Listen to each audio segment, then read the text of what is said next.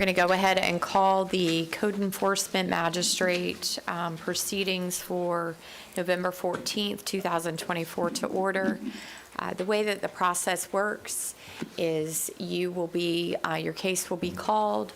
We're not called in any kind of order, kind of have a rhyme or reason here, but if you have the agenda in front of you, it's not called pursuant to the order on the agenda. But you will be called if you have checked in with the county. If you have not done that, I encourage you to check in with the county now to let them know that you are here for your case. The way the process works is once a case is called, you will come up to the table in the front. You will be sworn, and any of your witnesses will be sworn in. The county will present its case first, and then it will be your opportunity to present your case. You cannot present any evidence or testimony until such time as the county has rested its case. But then you are certainly welcome to present any witnesses or evidence that you have. I will make a decision here today with respect to whether there has been a violation or not, or whether with respect to if you're here for a lien case, with respect to whether or not you are still in violation outside of the order that has already been imposed.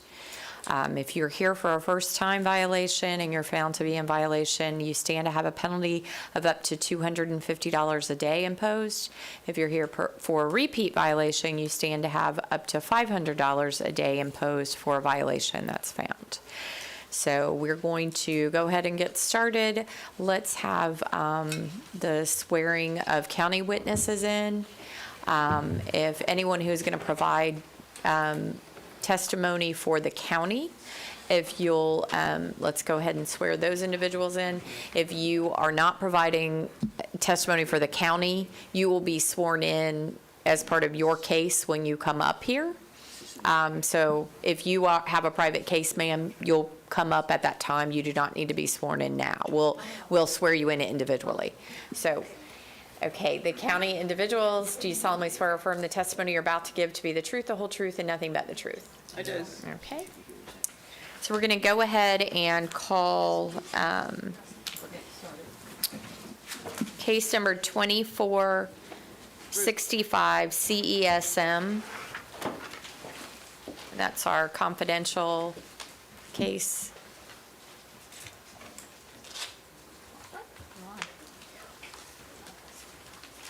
Thank you. Mary, wait. Yes. Hold For the record, Mary Robinson, Planner and Code Enforcement Officer with Development Services of Seminole County. I'm here to provide a timeline from the... if you'll give us a second so she can come up. Yeah.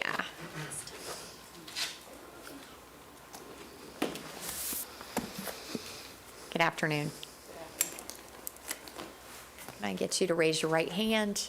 Do you solemnly swear or affirm the testimony you're about to give to be the truth, the whole truth, and nothing but the truth? I do. Thank you. Okay. All right, this is case 24-64 CESM, 322 Shadow Bay Boulevard, Longwood, Florida. This is an update from the September 12, 2024 Special Magistrate hearing. I'm going to read into the record a timeline, and I'll be mentioning numerous dates and what occurred on those particular days. And it's all within this year. On 9/18, our development review manager provided the homeowner a list of 9 vendors that Seminole County uses on their master services agreement list, as she was actively pursuing compliance and wanted to hire a construction company. This master service list is a public document, and I just wanted to put that in the record. On 9/25, the homeowner rented a pump to pump water into the retention pond of Shadow Bay Club property. On 9/26 through 27, Hurricane Helene moved through the state of Florida, so that delayed some things.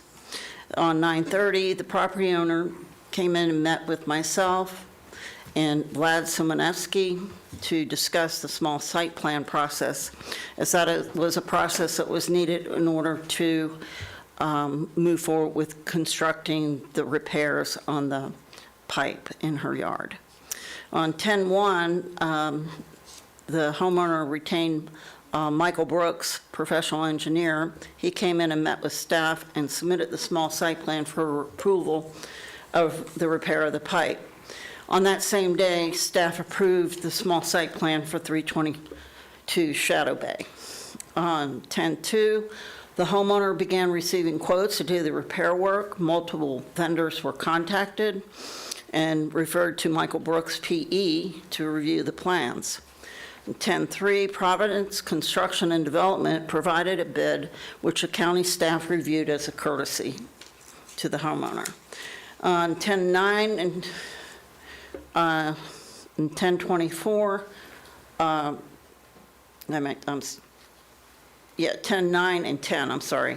Hurricane Milton makes landfall in Florida. So the county was closed for several days, and this also again held up moving towards compliance. On 10/16 and 17, the homeowner is in communication with Providence Construction. On 10/18, she signed the contract with this construction company. On 10/21, Providence Construction contacted the homeowner and canceled the contract, as they were informed by their insurance company that their insurance would not cover any residential construction. On 10/22, the homeowner contacted JBB Enterprises for a construction bid. 10/31, the homeowner signed the contract with JBB. 11/1 through 11/3, the homeowner continued to pump into the pond at Shadow Bay Club. And on early November, 11/6, the homeowner again rented the pump for another month, and it continues to run. On 11/7, county staff held a pre-construction meeting on site at 322 Shadow Bay. The attendees were JBB Enterprises, Michael Brooks, the PE engineer, the homeowner, county staff, which was myself and Vlad Simoneski, and county engineering inspectors. We had extensive discussion about the site work, and the site work permit was issued and paid for. On 11/13, JBB emailed a letter to the homeowner with a timeline of work, which they were able to move up from their previous commitment. So on this month, 11/26, they will start dewatering. On 12/2, they'll start removing the manhole and repair the storm drain, and it's anticipated that the restoration will be complete by 12/6, provided all goes well and we don't have any severe weather events. And that is my presentation. Okay.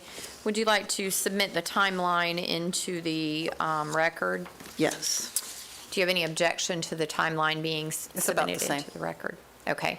We will accept the timeline into the record. Would you like to add any information? Basically, if you can waive the fee, because I am still renting the pump.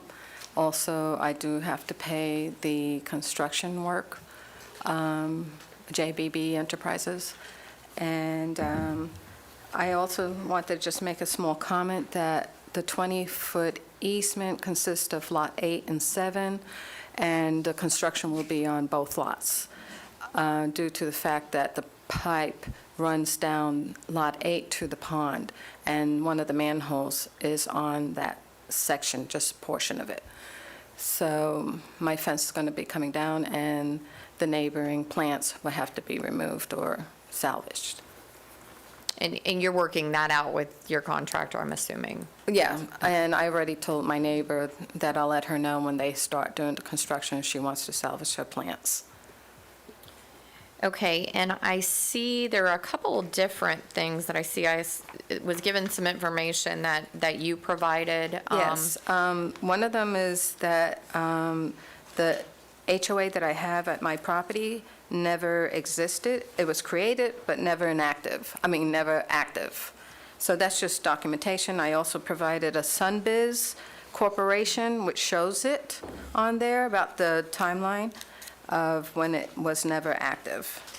Okay. And then it shows, when the attorney brought to my attention, subject to covenants, restriction, and easement, the first page indicates only if it was set up, the HOA. So I'm not denying there's an easement. I was told there was construction easement. I can see the configuration. I can see what transpired. I'm not in denial about it, and I am still going forward and doing the JBB Enterprises construction to satisfy myself because of the washouts I was having, and satisfy Shadow Bay Club as well. Okay, I appreciate that, because we're not going to rehear No. the facts of the case. But I do have a little bit of conflicting information. I have in the timeline that it looks like that things can be wrapped up in December, but then I see that the work would take approximately a week. At the earliest, the week would be completed by Christmas. No, that's not correct. I told them to put a rush on it as possible, but we are waiting for ADS. They said 4 weeks for the supplies, but he already put the request in, so it should be coming in within that new time frame. When is our December hearing?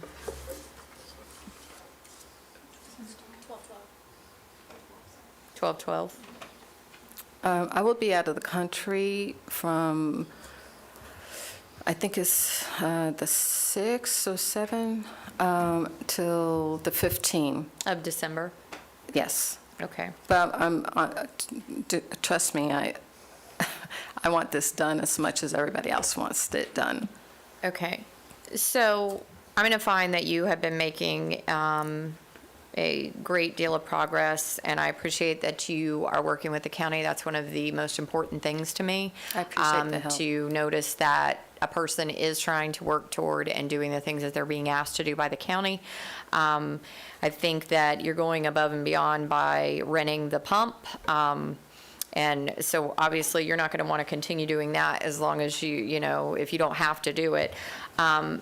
But I know that especially during the holidays, things get kind of, people work more slowly during the holidays. And Right. so even though it looks like to me you might be able to be done in that first week of December, and with you being out of town during our meeting, I'm going to take that into consideration as well. And so our January meeting is January 9th? Is that correct? Okay, so I'm going to amend my prior order, and I'm going to give you a new compliance date of January 8th. And if you have not come into compliance by January 8th, then all of my, the penalty and everything that was imposed in my prior order would go into effect. You would also need to be here on January 9th for the hearing, even if you are in compliance, because we'll have a matter of fees and costs that we'll have to deal with. But the penalty would not go into effect unless you were out of compliance at that January 9th hearing. I also had to add, I appreciate that. Thank you very much. I'm grateful. I had to get a HELOC loan to pay for this cost. It's a second mortgage, but everything's okay, and I have it all in control. And like you said, I am doing it. You're doing it to fix the issues that you were Doing experiencing my due as well? diligence to be in compliance. And I appreciate that. Okay, so I will, the continuance will go into effect through January 8th, and then we'll have you back here on January 9th. Okay. Thank you. I do have the money on the side for the gentleman to get the work done. I told him, I assured him that, please, I need it done. And, now I appreciate the January 8th and the 9th. Okay, thank you. You're welcome. Okay, let's put this with the, Am I dismissed? yes, Okay, yes, you are. thank you. Thank you.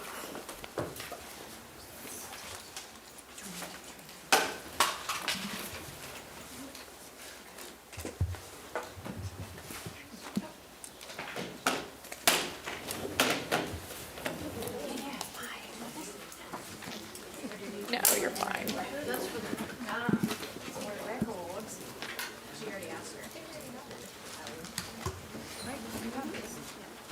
Okay, the next case we're going to call is 2296 CESM. And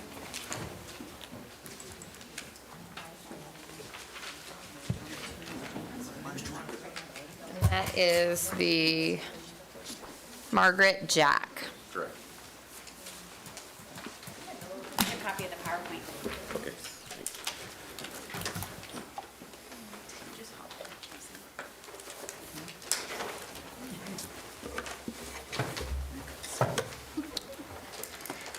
Good afternoon. Do you have any, is your client present? Any what? Is your client present? Oh, no, ma'am. Anyone you No, need to ma'am. be I'm sorry. sworn I in? didn't hear you. Okay, no, that's fine. Okay, go ahead. Jason Rucker, Seminole County Building Department.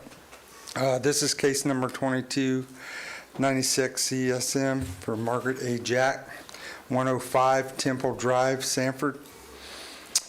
This case was originally heard by Special Magistrate on October 13, 2022, and an order was issued giving the respondents a compliance date of January 12, 2023.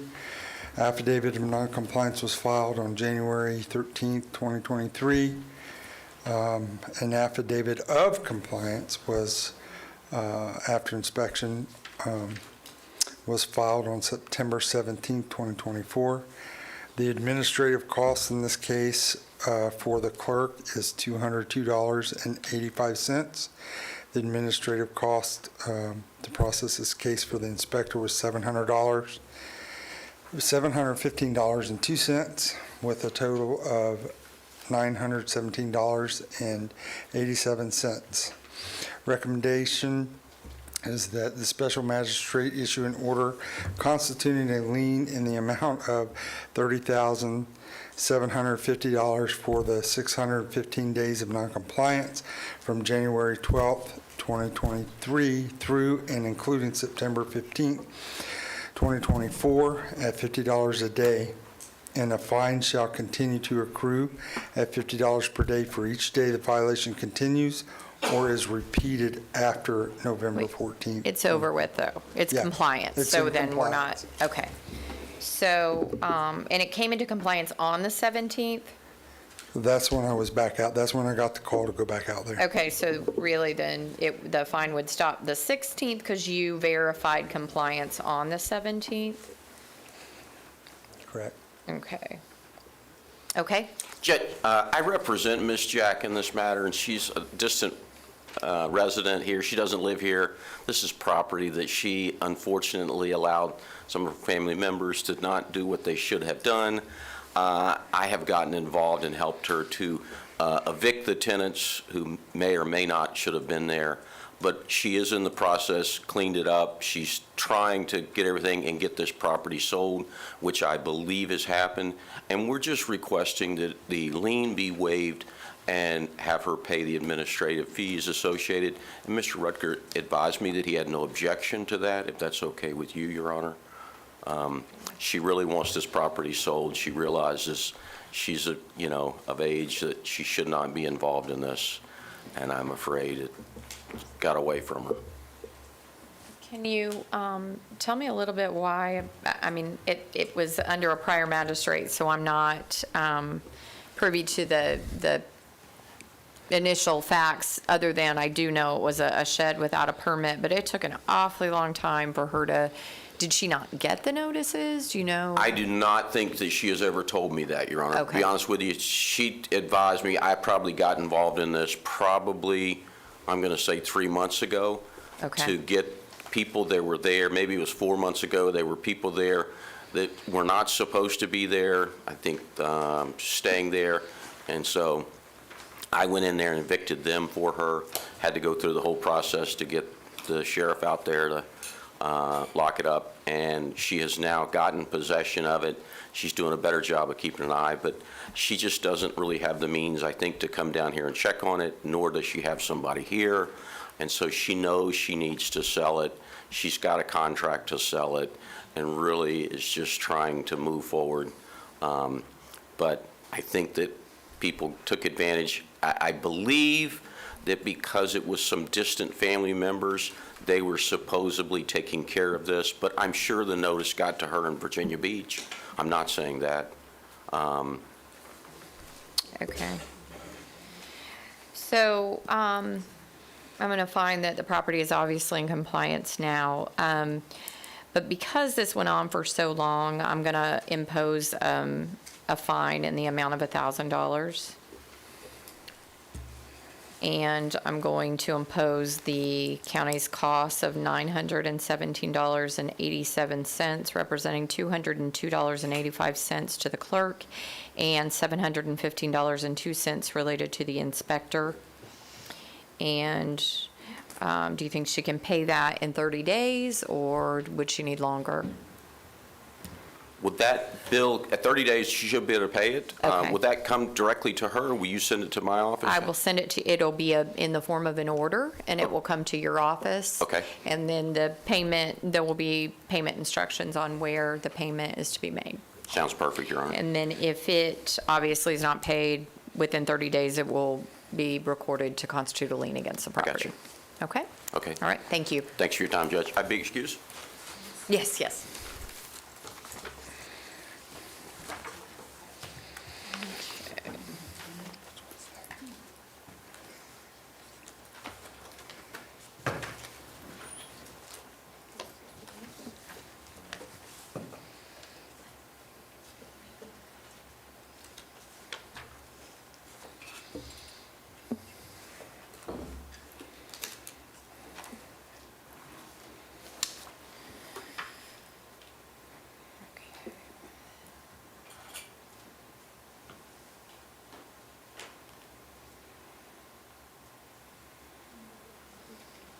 Okay, let's go ahead and 2277 CESM B&B Land Holding.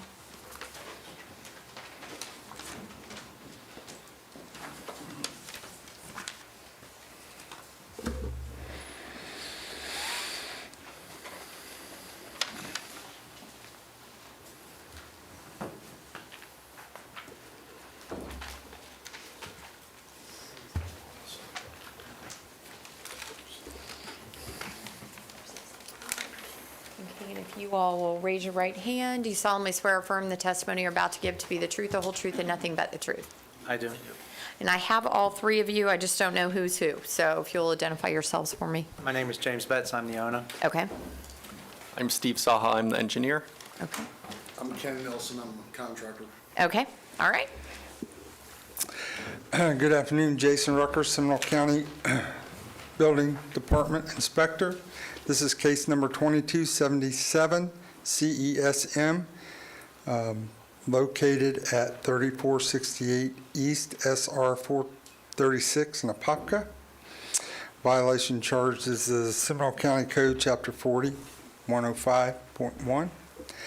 This case was originally heard by the Special Magistrate on October 13, 2022, and an order was issued giving the respondents a compliance date of January 12, 2023, with a fine of $50 per day by the to continue or accrue for each day the violation continues or is repeated after January 12, 2023. An affidavit of noncompliance was filed by the inspector on January 24, 2023. An affidavit of noncompliance was filed by the inspector after reinspection on August 6, 2024. On August 8th, an order was issued giving the respondents a compliance date of November 13th, 2024, with a meeting scheduled for November 14th, 2024.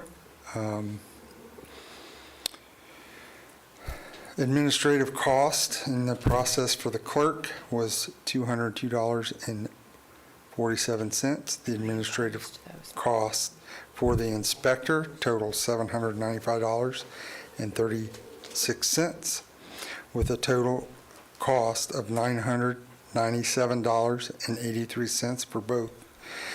Recommendation that the special magistrate issue an order constituting a lien in the amount of $33,650 for 673 days of noncompliance from January 12th, 2023 through and including November 14th, 2024 at $50 per day.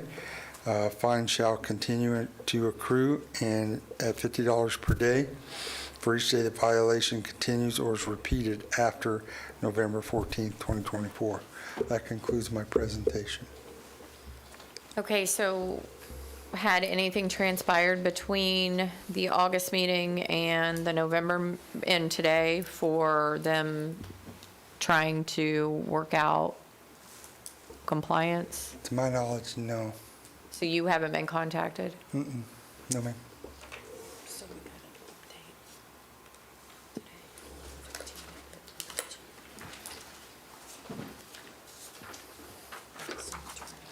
Okay. Okay, it looks like we got an update today.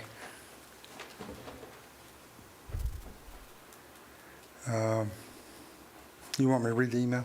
Well, do you know what has gone on, or is it or is that from the property owner? This is from an attorney. An attorney representing you? Yeah. Yeah, unfortunately, she's not well. She's got COVID today, and she couldn't be present. She was present at the last meeting, but I don't know I actually don't know what she wrote, so. Okay, so I'm going to not take that right now. I'm going to go ahead and let you go ahead and present to me and talk to me about what's going on. Since the last meeting that we've had, before the meeting that we had actually with you the last time, I employed both Steve and Ken, who are present here today, to assist on getting us through this matter. But at present, we are still working on moving forward, trying to have a meeting. I think we've got a meeting with. We've got a meeting with the building department on Tuesday morning at 10 a.m. to go over the rest of the plans, and we're like at 99% of compliance with the plans. And Steve's the architect, so he knows more about that. Yeah, just to clarify what has happened since August, that there was a new plan submittal made, and I believe we had received comments for those plans in October. And that's currently what we're working on.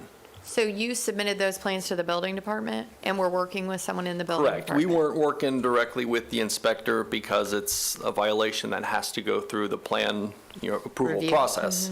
So we've been working with the building department. Okay, so why was that not communicated to you? Is that, Okay, apparently it's on the screen, and I wasn't aware of it. I just wasn't aware of it. okay, so they have been working toward, from you taking a quick look at Yes, it what's. looks like they have submitted, and they have been trying to work on it, trying to submit plans to go through the plan review process. Okay, so do we have any idea of the length of time that it's going to take you all to get your We have a permit? meeting at 10 o'clock Tuesday morning. We're sitting down with all the plans reviewers, so hopefully we'll iron out the rest of our issues at that time. And, we'd like to ask for like a 60 or 90-day extension at least, just to make sure it gets through the building department. Is there anyone that can speak to whether we think they're close enough to where December is an appropriate extension, or whether going into January is necessary?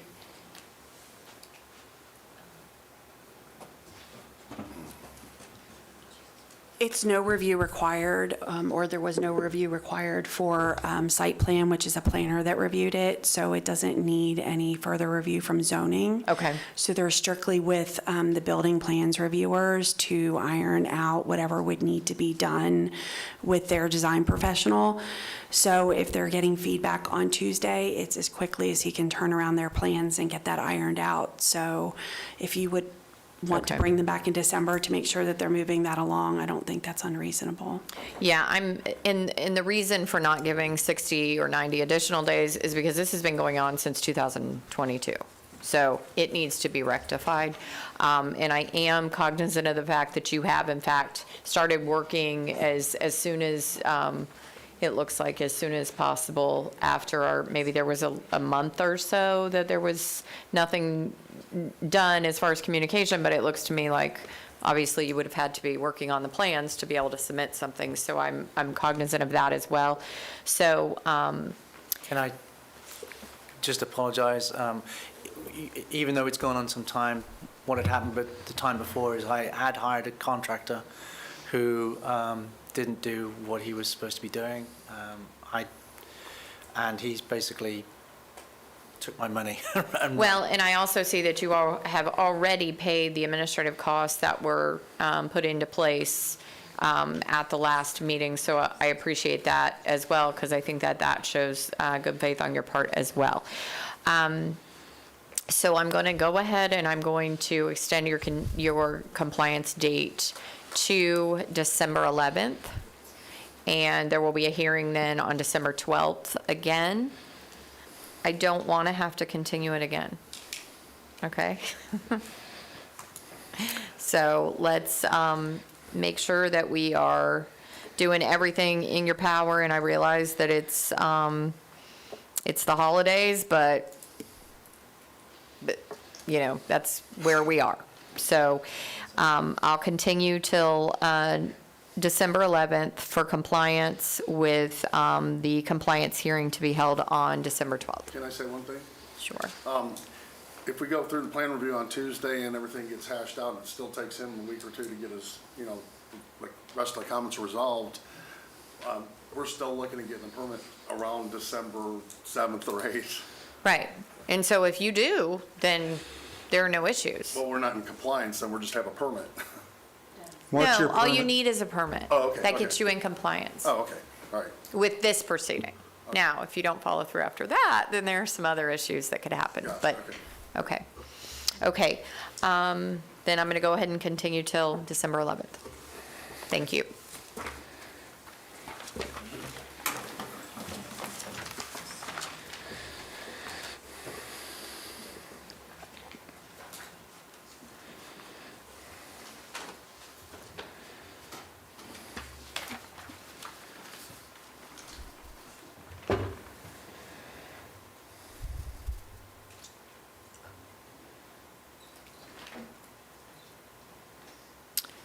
$2359 CESM All-Star Assisted Living Facility.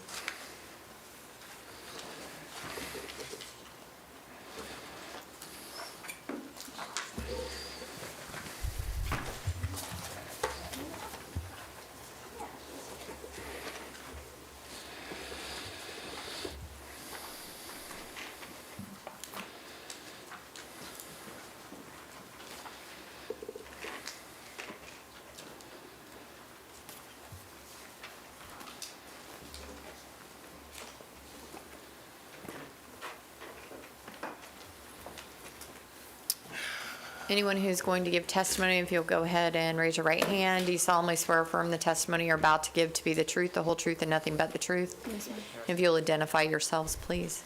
Ilcia Guerra Morales, owner. Hector Morales, husband of the owner. Joe DeVal, the building contractor. Okay. Good afternoon. Jason Rucker, Seminole County Building Department Inspector. This is case number 2359 CSM, located at 1131 West Lake Brantley Road. The violation is Seminole County Code, Chapter 4, Appendix A, Section 105.1. On September the 14th, 2023, Special Magistrate issued an order giving the respondents compliance of December 15th, 2023, and scheduling a compliance hearing for January 11th, 2024.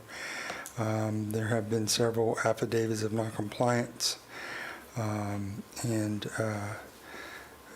let's see, on January 11th, 2024, Special Magistrate issued an amended order extending the respondents to February 7th. There have been several extensions. An affidavit of noncompliance was filed by the inspector on August 22nd, 2024. On September 12th, 2024, Special Magistrate issued a fourth amended order for extending the case. Code Enforcement Board office was closed due to weather conditions on November 14th, 2024. So we didn't have that meeting, so that's why it was moved to this meeting. The administrative costs for the clerk are $380.82. The administrative cost for the inspector was $809.20. That leaving a total cost for both of $1,190.02.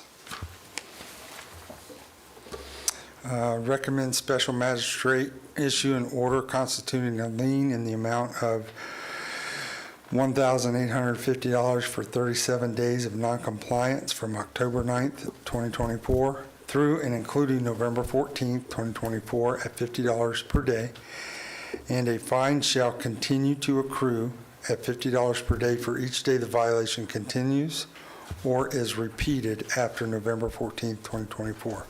That concludes my presentation. Okay, so any contact whatsoever? Not within the last month. What about With prior me. to when they were supposed to have come into compliance by October 9th? Megan Zanorski, Project Coordinator for Development Services. The property owners have been in a few times with our project managers upstairs. They have applied for a variance, which we discussed at the previous hearing, and that we kind of are putting to the side. They did apply for their special exception. However, that application was not made until recently, and it was paid for on November 4th. So because of the hurricane, that would have been after their compliance hearing. So if you want to take that into consideration.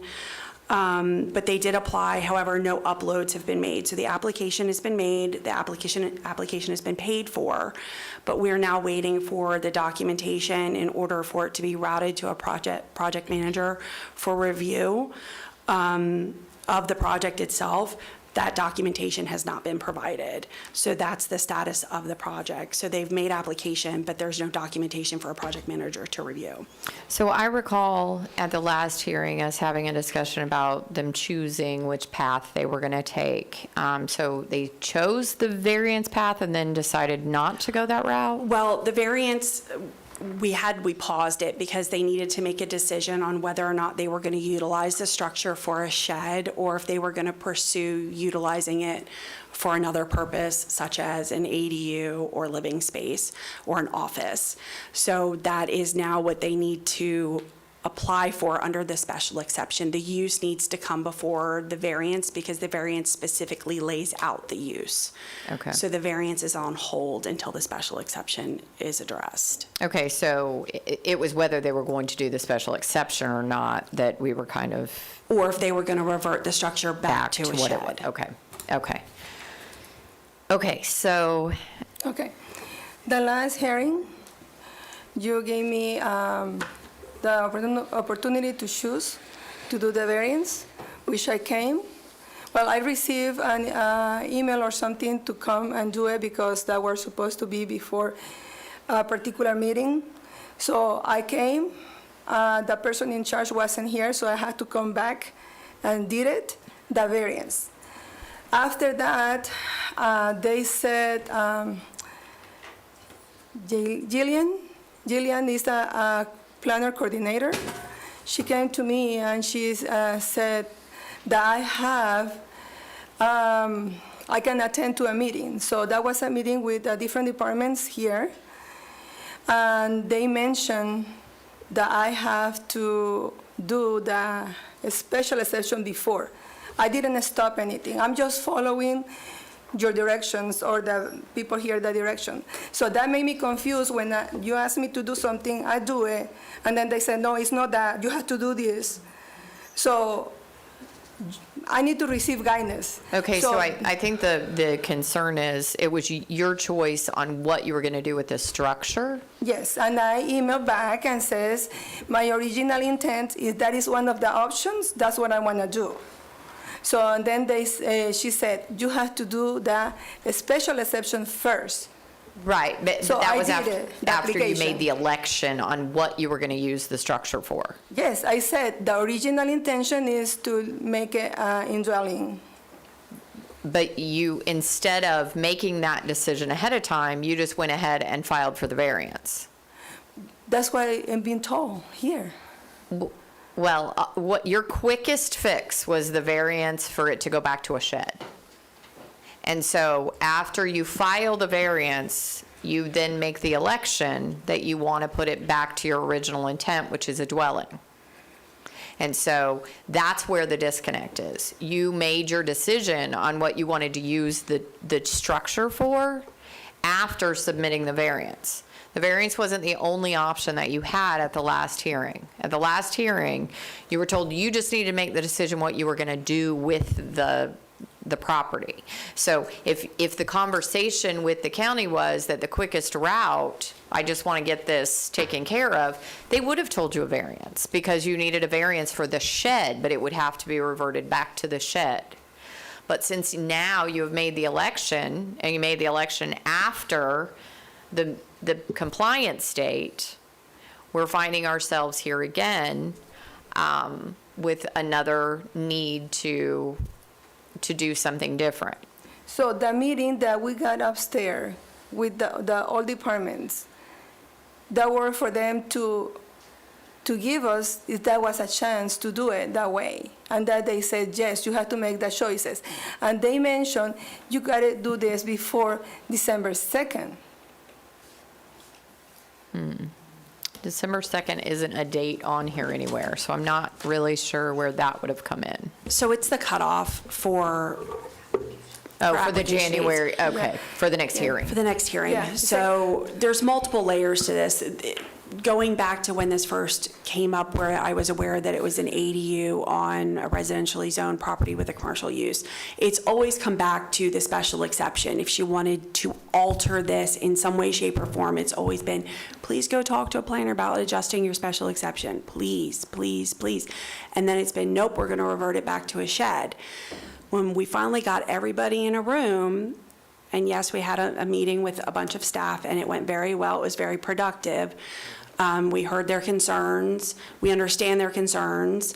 And it is something that hopefully new software will solve in the future, where all of our departments speak internally. They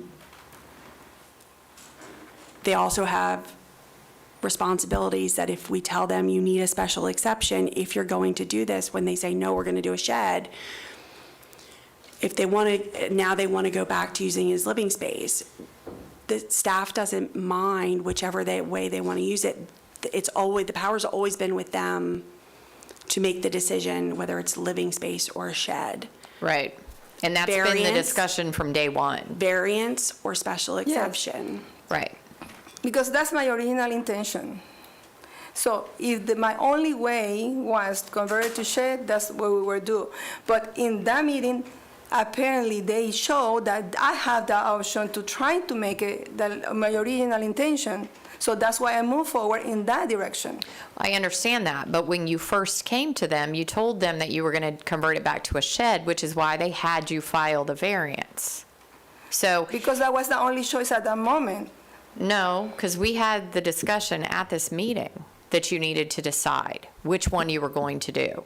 And so after the meeting, it seems that you made the decision that you were going to convert it back to a shed. Then when you had another meeting with multiple county staff and you heard that it was possible, then you decided again to change again. Excuse me.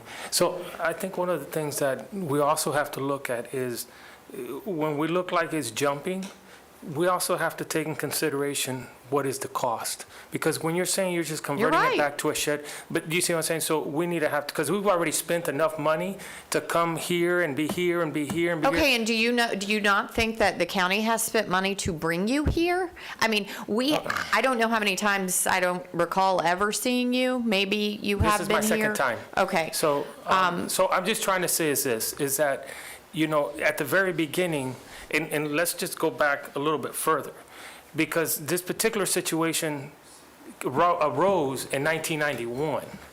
Okay, this issue with this building should have been taken care of a long time ago before we even should have been in here. Okay. Okay, but. I think I've heard enough. What I'm going to do is I'm going to go ahead and I'm going to impose the fine of $50 a day, and I'm going to impose it retroactive back to October 10th, which is the date that you all should have been in compliance. The fine will run $50 a day until such time as you come into compliance. And if you do come into compliance, I believe that the county probably has a mechanism for you to ask for a fine reduction at that time, and you can certainly do that. But just like you think your time has been wasted, I feel now like mine has been wasted as well. So I'm going to go ahead and I'm going to impose back. Excuse me. I'm going to go ahead and impose back effective to the October 9th date. I'm also going to impose county costs in the amount of $1,190.02. Can you pay that within 60 days, or do you need longer? Any longer. How long do you need? The contractor How long do you need? Ma'am, I'm 90 asking 90 you days. how long you need. 90? 90. Okay. Okay, yes, sir. Do you have something you'd like to add? I do. Can you come to the microphone? I would like to say something. I've been here, well, the original meeting, which was, the first one. and I'm a little confused as a contractor, because I sat here and I actually witnessed everything that happened. And she was told from the beginning to get permits. From the very day one that she was brought here, she was told to get permits. That's exactly what she did. Yes. She moved on.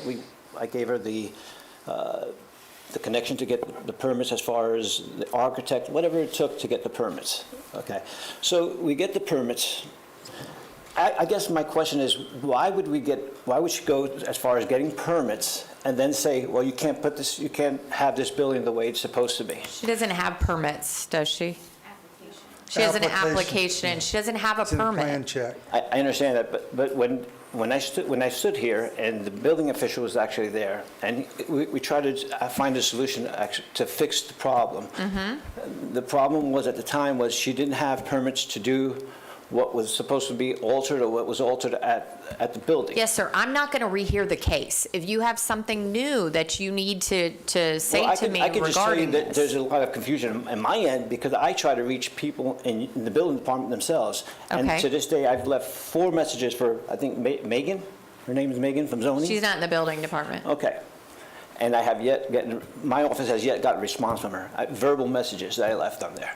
And Okay. Actually, as far as this Monday, I left a message again in reference to this case. Okay. Okay, Monday was a holiday, but nonetheless, were you present at the meeting where everyone had the meeting where there was Well, a? I'm trying to get clarification of what needed to be uploaded into the project docs, because all it is very vague. It says upload, and that's it. It doesn't, what documents are you needing? Well, sir, if you're a contractor, you should probably know what documents are needed. Not necessarily, because there's a lot of documents I can give. What exactly do you need to? Were you at the meeting that these No, he individuals wasn't had? here. No, I was Okay. not. Okay, I'm gonna, do you have anything else you want to add? That's it. Okay. I'm going to go ahead and stick with my prior ruling. The fine will be imposed effective October 9th, 2024, $50 a day, and costs in the amount of $1,190.02 to be paid in 90 days. And if you follow through and do what you need to do to come into compliance with this, then the county does have a procedure for you to have a fine reduction. Thank you.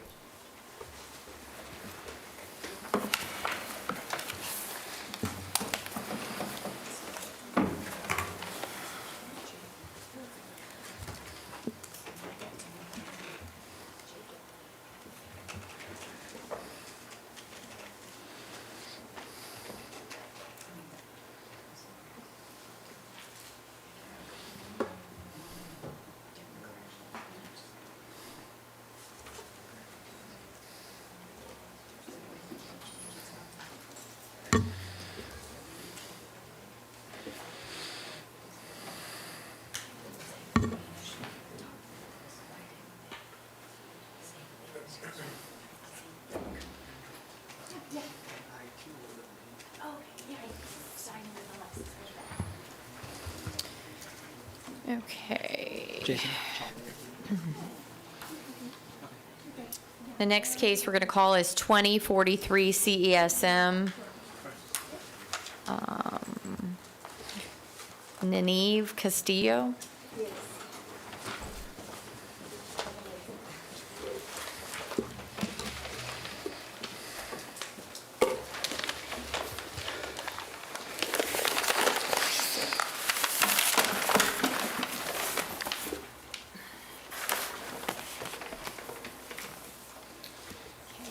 Hello. Both raise your right hand. Do you solemnly swear or affirm the testimony you're about to give to be the truth, the whole truth, and nothing but the truth?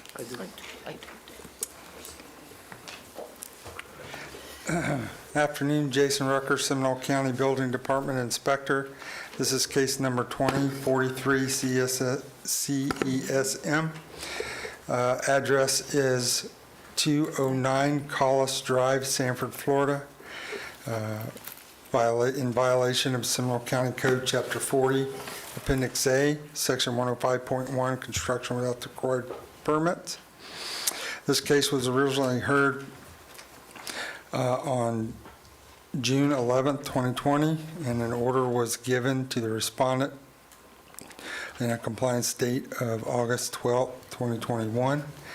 There have been a few affidavits of noncompliance and extensions given. On April 13th, 2023, an order was issued giving him another extension, an affidavit of noncompliance by the inspector, reinspection July 20, 2023. The administrative cost to process this case for the clerk is $617.16. The administrative cost to process this case for the inspector was $688.24, giving that a total of $1,305.40. Recommend that the special magistrate issue an order constituting a lien in the amount of $24,550 for 491 days of noncompliance from July 13th, 2023 through and including November 14th, 2024 at $50 per day. And a fine shall continue to accrue at $50 per day for each day the violation continues or is repeated after November 14th, 2024. That concludes my presentation. Okay. Do you have anything you'd like to add? Oh, hi. The architect need remove the stove. He remove, I bring, he say, no, now you need change the date, the 2023 for the new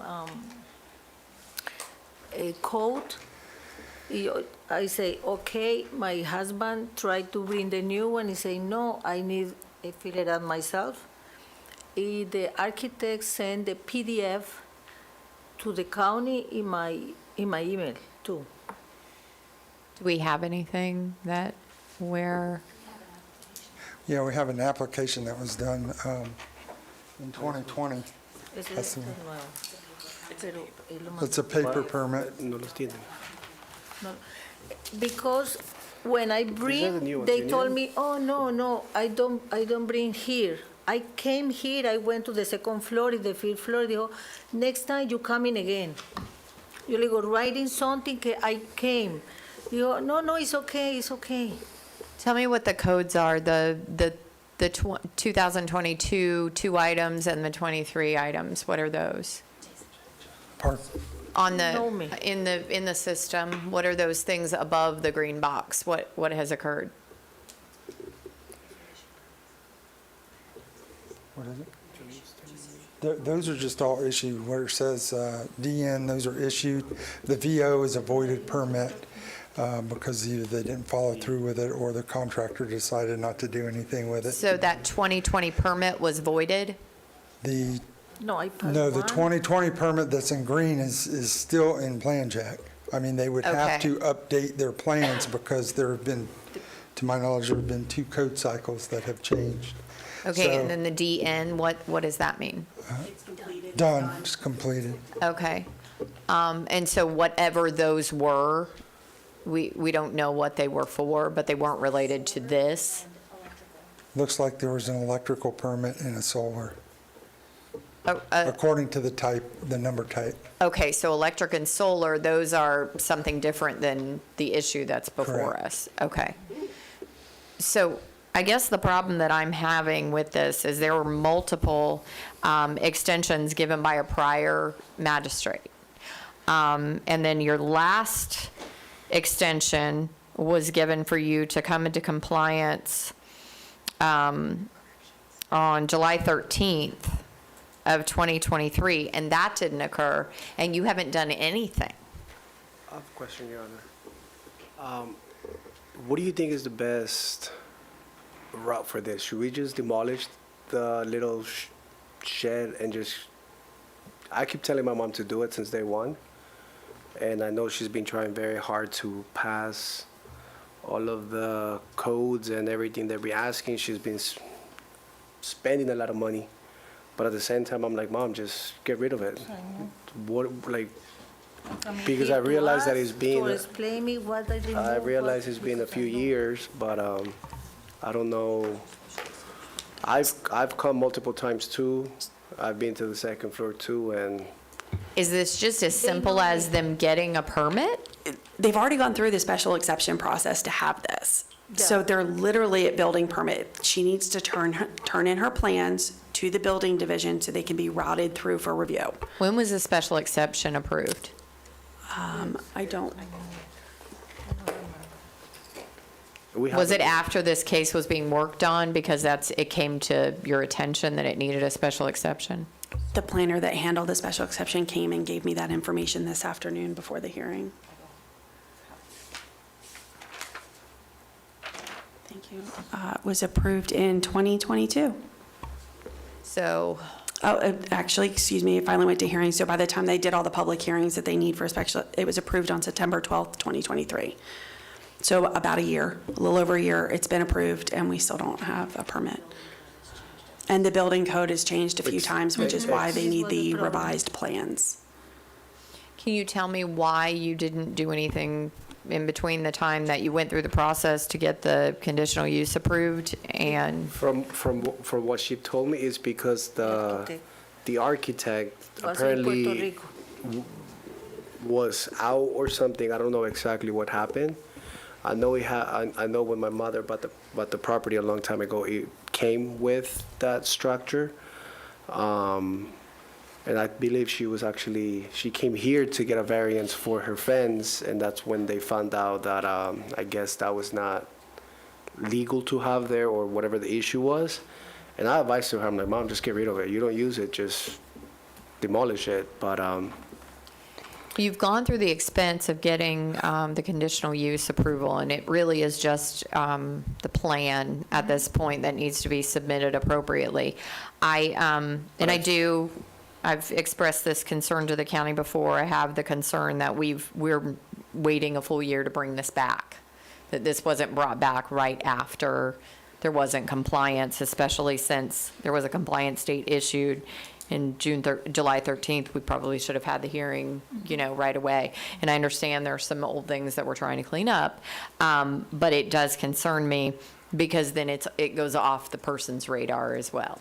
And because she went to the expense of getting the conditional use, had she not done that, I think that it might be a little different. But because she has gone through the expense to do that, that tells me that she did try to work through your processes and do what she needed to do. Yeah. So what do you think it's as simple as her getting, could she get a permit issued before December?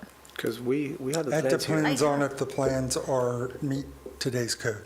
Are Would the have pla- to meet. Were the Yes. plans revised? They are Yes, revised. already, he fixed the dates because he was 2020, he fixed it 2023. Because sometimes It's okay. What about Yes. 2024? Like, This is 2023. just the code See, from for the now, 2023? the- Yeah, Yeah. code these is are the now. codes for That's what we're now. under right He now. did send the PDF form, if I'm not, I don't know if you guys have them already. Just, Yes. no, I think. The architect sent 155, 156, the PDF to the county, yes. Pero hoy, madre? Yes, today. Okay, I guess he just sent, Yeah, and then we also have him here. Okay. So what I'm going to do is I'm going to continue your compliance date to December 11th. Okay. That would give you the time to do what you need to do to get your permit. That will hold off the imposition of these penalties, which are, pretty hefty. We're talking $25,000. That's why I So keep that- telling her, I mean, just- obviously, the cottage, that's where you do want to do the cost-benefit analysis because, Well, nobody lives there. No, so- we don't even use it. okay, well, So- then I encourage you to go forward with this. Maybe you can start using it, and then it probably was appropriate that no one was using it, why it wasn't, you didn't have the proper permits for it. So, So basically now, excuse me, it's you guys will check this. Check and tell me what I need change, because I Mami, need told him. What I would recommend is that you stop on your way out Uh-huh, and talk to Anthony up front here in the building department. Okay. And he would go over that with you. Okay, And tell you perfect. what you need, okay, great. So, but I am going to require that you come back on December 12th, even if you are in compliance, because we have a matter of some costs to deal with, because the county has been working on this, for a decent amount of time. Got it. So, we will continue till December 11th. Alonso. thank you. Thank you. Your I'm Honor. waiting now, okay. Ayúdame a llevar esto.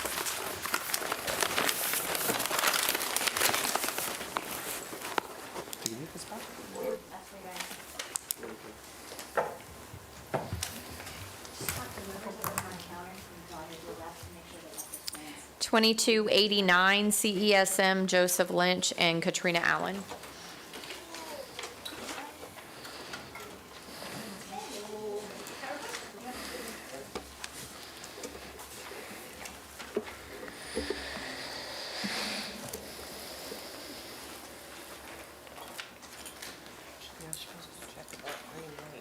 Afternoon. Can you raise your right hand, please? Do you solemnly swear or affirm the testimony you're about to give to be the truth, the whole truth, and nothing but the truth? Yes, ma'am. Thank you. Good afternoon, Jason, Seminole County Inspector. This is case number 2289 CSM, located at 458 First Street, Geneva. The violation charged is Seminole County Code, Chapter 40, Appendix A, 105.1, construction without the required permits. This case was originally heard by Special Magistrate on November 17, 2022, and an order was issued giving the respondents a compliance date of January 12, 2023. An affidavit of noncompliance was filed by the inspector after reinspection on January 13, 2023. An affidavit of compliance was filed by the inspector after reinspection on October 4, 2024. The administrative costs for the clerk were $154.10. The administrative costs for the inspector were $795.36, giving a total amount of $949.46. Recommend that special magistrate issue an order constituting a lien in the amount of $1,300 for 27 days of noncompliance from January 13, 2023 through and including February 7, 2023 at $50 per day. And a fine shall continue to accrue at $50 a day for each day the If violation. it's in compliance. Yes. Okay, so then that doesn't go. But go back with me for a second, because these dates aren't matching. Yeah, what happened here was there was an issue with a prior inspector not doing the affidavit of noncompliance. So we had to go backwards to verify when it was actually in compliance. And when I went out there for my inspection, I found that it was in compliance. So it took a bunch of days off and reduced the amount of the lien How did we find out that it was in compliance as of February 7th? through computer records. Okay. And so talk to me a little bit about why, once you were in compliance, you didn't contact the county and let them know that you're in compliance. That's part of the requirement on the order. I did. I asked. Oops, hold on. It was one of the inspectors that retired or got fired. He'd come in, he said, pull the wires, and you'll be good to go. Well, that's the one AC unit. And he told me, move it. me and a friend of mine got the tractor out and we just pulled it out. The wires were disconnected, the breakers were out, and the thermostat was out. That's what I was told to do originally. Okay. And I when believe there was a misunderstanding and that he didn't follow up on whomever it was, I don't know which inspector it was, didn't follow up with it. And they were under the impression that they were in compliance because he told them that they were in compliance. So that's why we reverted back. when I got this piece of paper about this non-compliance thing, I panicked, and then I called and asked, because they've been helping with pulling the permits, so they said that we had to do all this within 30 days. We pulled all these permits, and then the only other thing was this one AC unit on this 5,000 square foot building on the parcel that when we purchased the house, it's actually two purchases. The house purchase, which we did December 31st of 2020, and then the person we were purchasing the house from that on the land, which had the 5,000 square foot, he had a 5,000 square foot building on there that was not permitted, and he had to permit that before we would close. And so they were going through that permit process, and that air conditioning was attached, and that permit was closed during that, and we didn't even own that property. So when they came, they didn't realize that we only owned this part, and then they walked over here. But, so that's falling on us, but I have notes on here that I called, and this Kyle Kasich, he came out. If I had video cameras, I could show you a tape. He came out, he looked at the AC unit, because my husband was recovering from neurosurgery from, he's a disabled vet, and he said, yep, you're good. And then I said, are we in compliance? And we had pulled all the permits. He said, yes. And I even called the phone number and said, do I need to show up at this apartment? And person in the compliance department said that no, we're in full compliance. We had pulled all the permits as we were supposed to, and that, that AC unit was done. And then all of a sudden, 2 years later, here comes this piece of paper that about this stuff. And Jason's been incredible. All the inspectors have been wonderful, because, we don't know how to do this, and they've just given me, this is what you do. I do it. They come out. They've been great talking. They've been so extremely helpful. But then out of the blue, here comes this piece of paper. Okay. Jason, based on the testimony of the respondents and your testimony that there was a prior inspector who told them that they were in compliance, and they were not, I'm going to go ahead and find that the property is in compliance at this time, and that there was a misunderstanding, and I'm not going to impose a penalty, and I'm not going to impose costs. Great. Thank you. Thank you, ma'am. So Is that no cost? You're good to go? You're in compliance? we're okay? Yep. Oh, thank you. Oh, thank you so much.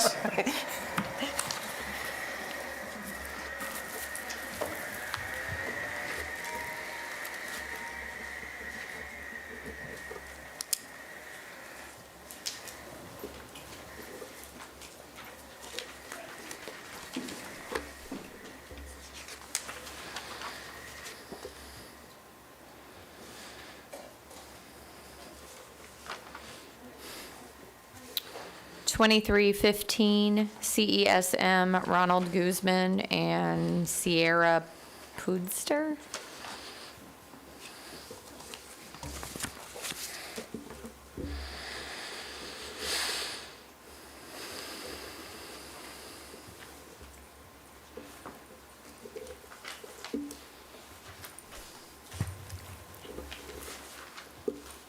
Hi, can you raise your right hand, please? Do you solemnly swear affirm the testimony you're about to give to be the truth, the whole truth, and nothing but the truth? Yes. Thank you.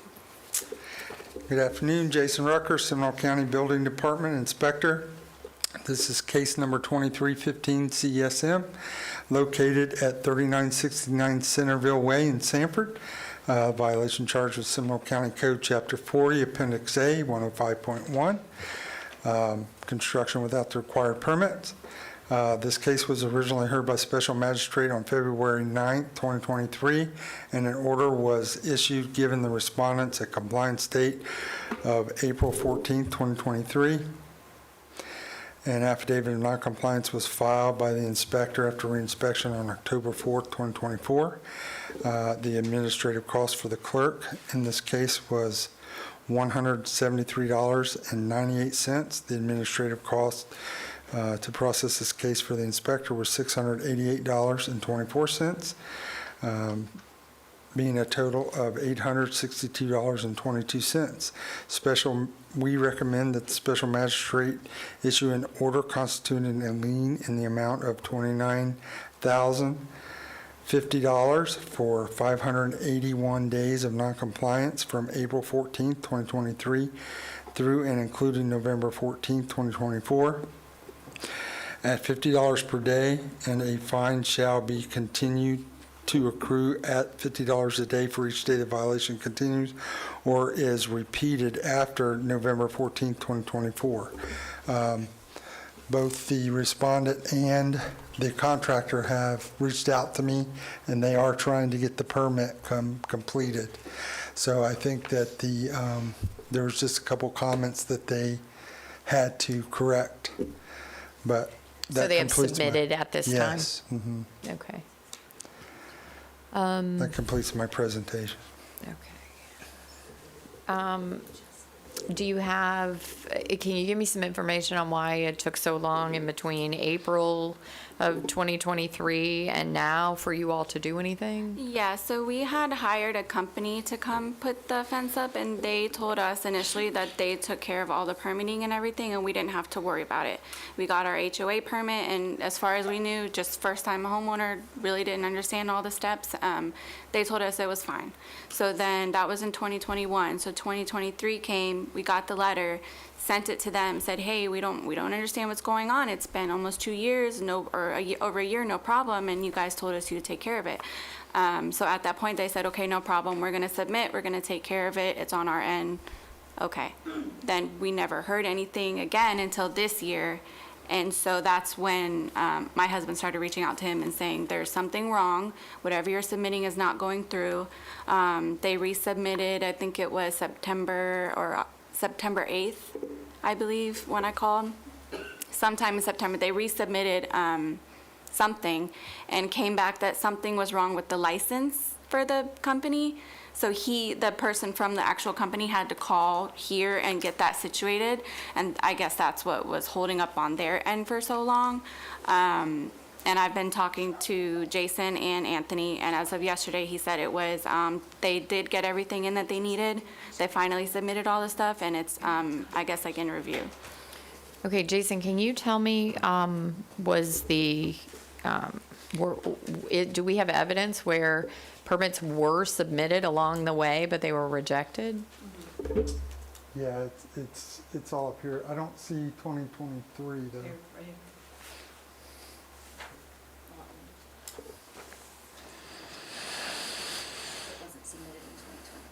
Okay.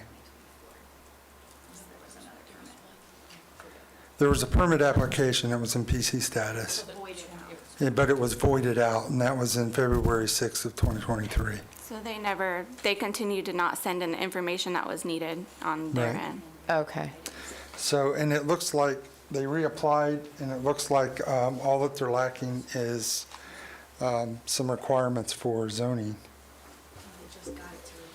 Yeah, they just got it to review today. Which I just got, and since it was sitting here, I reviewed it, and I've sent it off to traffic engineering, so it'll take approximately 48 hours or so for them to go out and do a site visit to ensure traffic visibility. It's a corner lot. Okay. So they'll do their review. I'll have it back the beginning of next week, more than likely approved. It meets from what I can tell, I'm not a traffic engineer, but from what I can see on the site plan, it does meet the triangle for site visibility. So more than likely, it'll be approved, and when it gets back to me, it'll go back to the contractor. The contractor will have to resubmit the site plan, and then I'll be able to approve it. It seems like I'm the last holdout. Okay. So they're So- going to have to submit something again? They'll just have to resubmit the task. There won't be anything for them to resubmit other than the task. And if they let me know, or if I know that it's coming back through, or if you want to, We're going to have to call them again. or if you want to stay in contact with Jason or Ruth or Julie, they will keep an eye on the permit. And if it's sitting with the applicant, I can go in and check and see if they can, and see if traffic engineering is approved, and we can have the review coordinator route it internally. They don't even have to touch it. Okay. So And they then we wouldn't can- have to submit anything else? They do not. We just need Okay. the task regenerated back to me for approval, so they don't even have to They technically don't have touch. to do anything else for you? They don't have to do anything. We just need traffic engineering approval, then we need to get it routed back to me for me to be able to finally approve the site plan. Understood. Okay. Okay? Okay. Thank you. So just stay in contact with these two lovely ladies, and Ruth and Julie, and we'll get you going, and we'll get it through to approval. thank you. Okay, I'm going to go ahead and continue your compliance date to, again, just for the record, because this one is being brought back after a year's time, there's not even an affidavit of noncompliance that was close to the April 14th compliance date. It was more than a year later that the affidavit of noncompliance was actually filed. So I'm going to continue your compliance date now to the 11th of December. And if you come into compliance by the 11th of December, there will be a compliance hearing on the 12th. But if you have come into compliance, then I don't see a reason for you to attend, but you certainly may if you would like. Okay, and as far as fees, how? Well, we would deal with that, but I have some concerns with, it's a very low amount of fees, a very low amount of time was spent. And yes, I understand as a first-time home buyer, you might not have known some of these things, but at the end of the day, it's still your responsibility. So I would encourage you to, just anytime you get any kind of notice from any government, that if you stop hearing, you follow through. Yeah. Okay? Okay? Thank you. Thank you.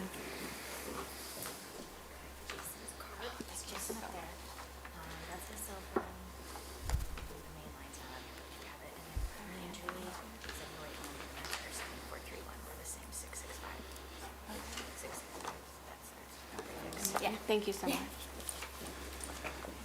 Do I take this or? Yeah, you can. Let's just copy it back.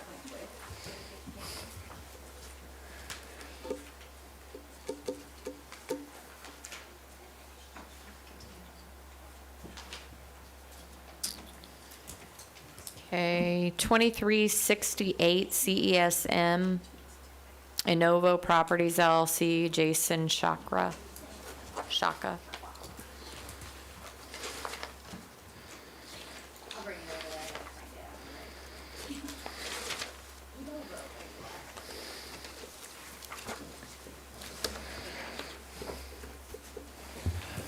You raise your right hand. Do you solemnly swear or affirm the testimony you're about to give to be the truth, the whole truth, and nothing but the truth? Yes. Thank you.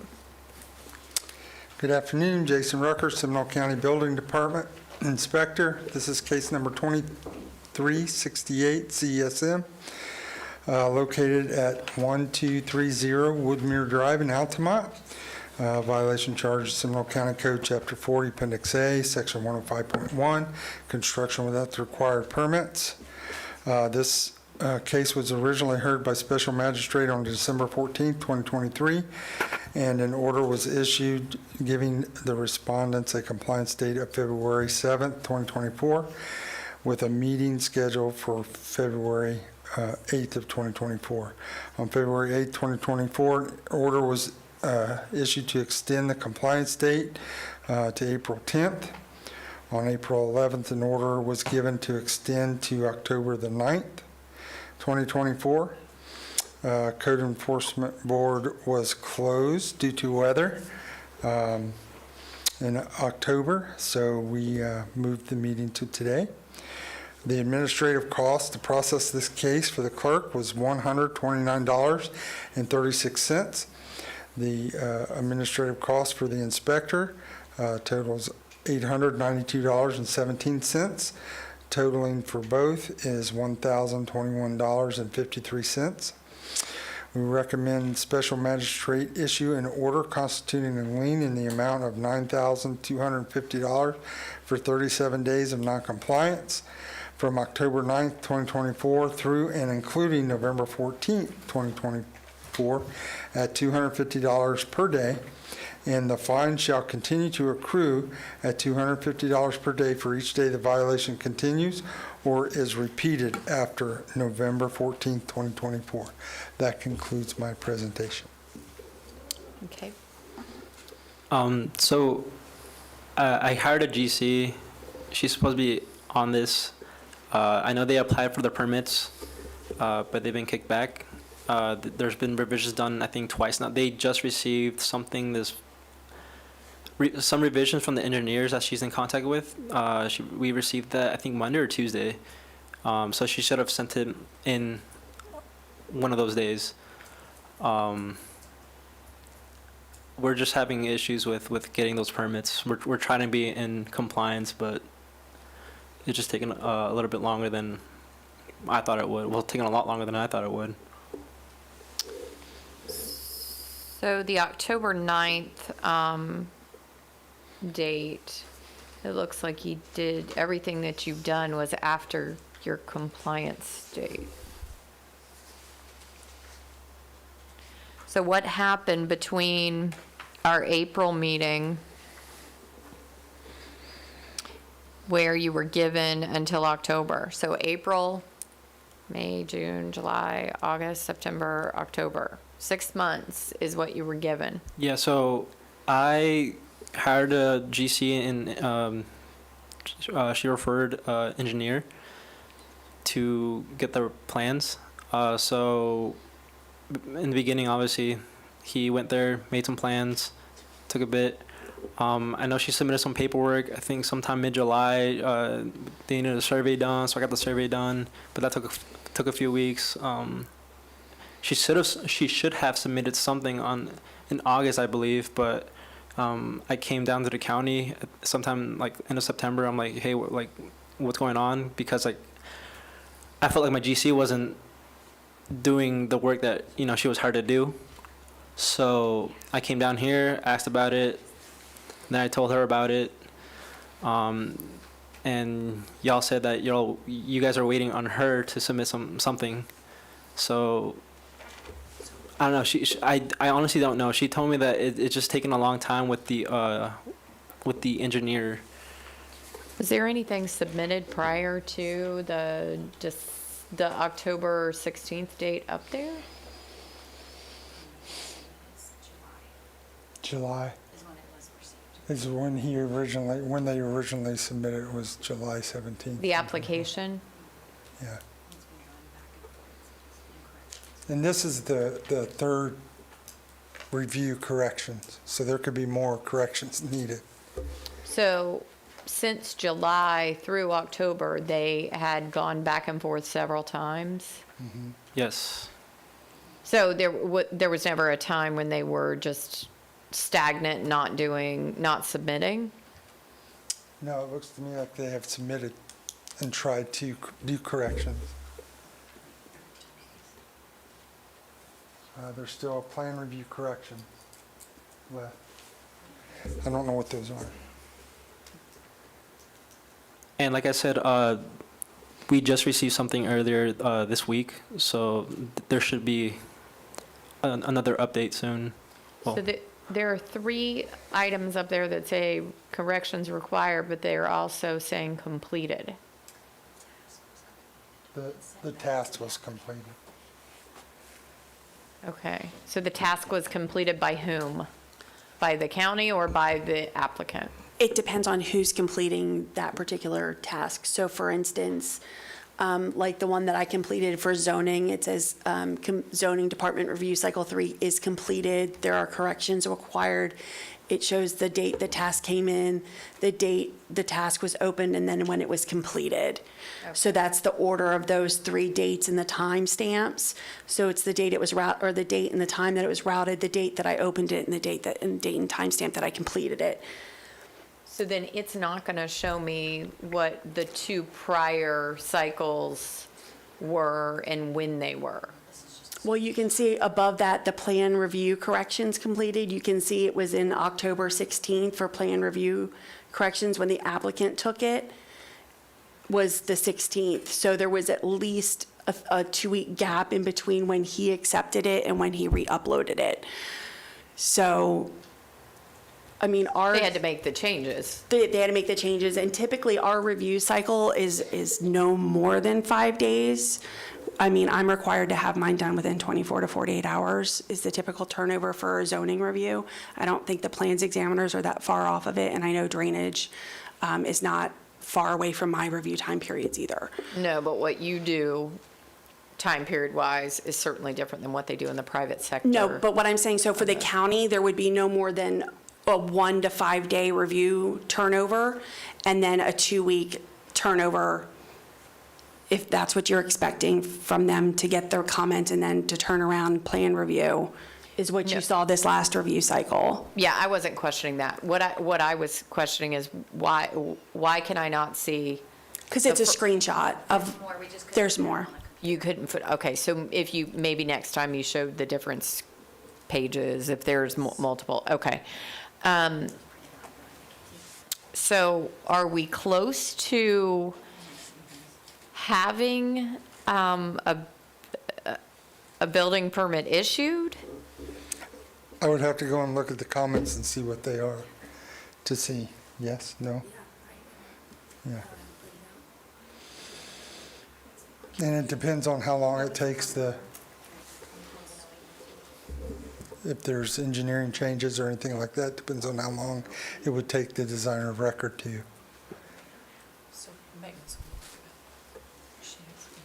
So when we were here in April,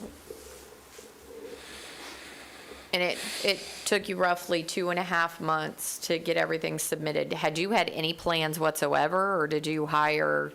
Yeah, in April, before that hearing, I already had the engineer scheduled to come and everything. He was kind of booked. I think I had to wait like a month for him to actually come up. But your work was already completed. So at that time, yes. Okay.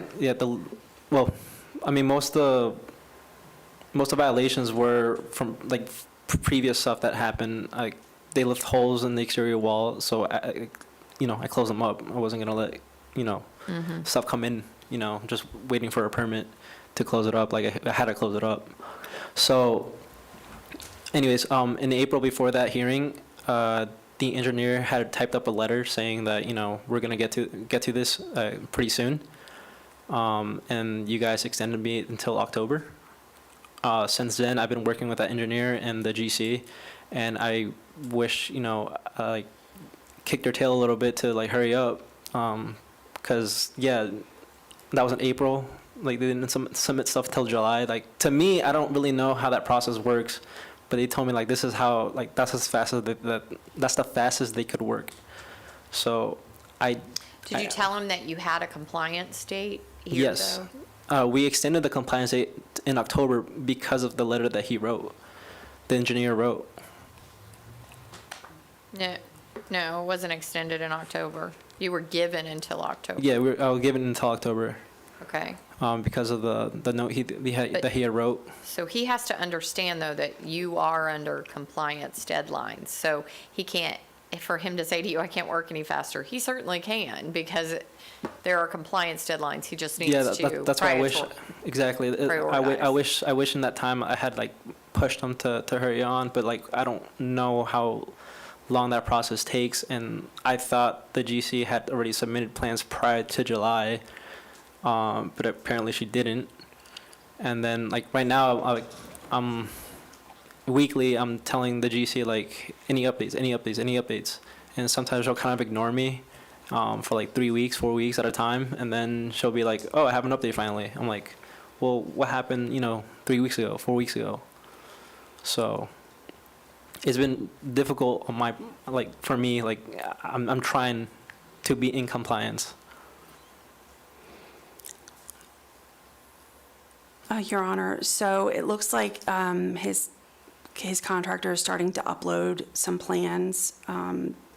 My biggest issue was there was not a complete site plan, including setback dimensions, included for my review.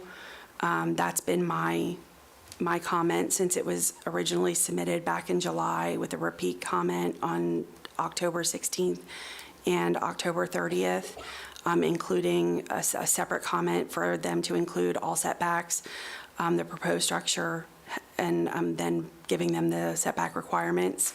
And all three times that was not responded to. It does appear the site plan is providing me that information, so I'll have to review it in its entirety with whatever other plan sheets they provide for review. However, there are over a dozen structural comments that they have from the plans examiner for components and cladding, the garage not being shown on the floor plan, whether or not the garage floor surface is being leveled, the lumbar grade and species with the rafter span. I mean, I could go on and on and on about things that need to be addressed that have not been addressed. Excuse me? That were repeat comments. So hopefully they address those in this next review cycle. Excuse me. So like I said, I did receive something from the engineers, and I did see those questions that she just asked. Like some of them I remembered, and they were like that was emailed. Like the responses were emailed. So the GC should have emailed that to you sometime this week. I know Monday everyone was off. So either she delivered them Tuesday or yesterday. Well, that's what I'm saying. Yeah. I saw the site plan has been uploaded, and now they're starting to upload more. Like as I'm refreshing the screen, I can see more plan sheets being uploaded. So they are responding. Whether or not they'll meet comments, I don't know. It looks like it's going to fulfill zoning. Whether or not it fulfills plans examiner comments, I don't know. Okay, so I am going to find that you've been attempting to follow through with your contractors, and there have now been things uploaded. I do have a little bit of a concern that we're on iteration number 3. That's when it's starting to, especially when comments have been ignored.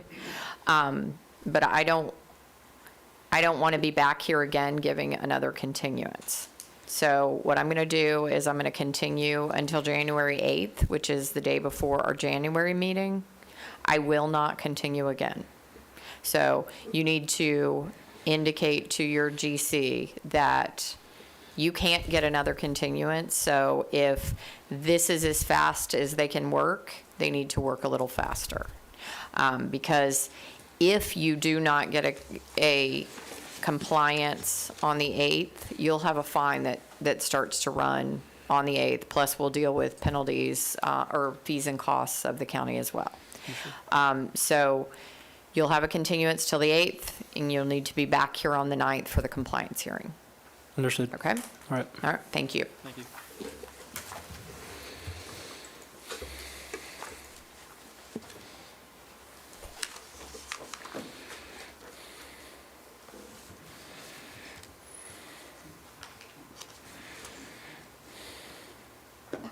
2407 CESM, Amanda and Christopher Yeager.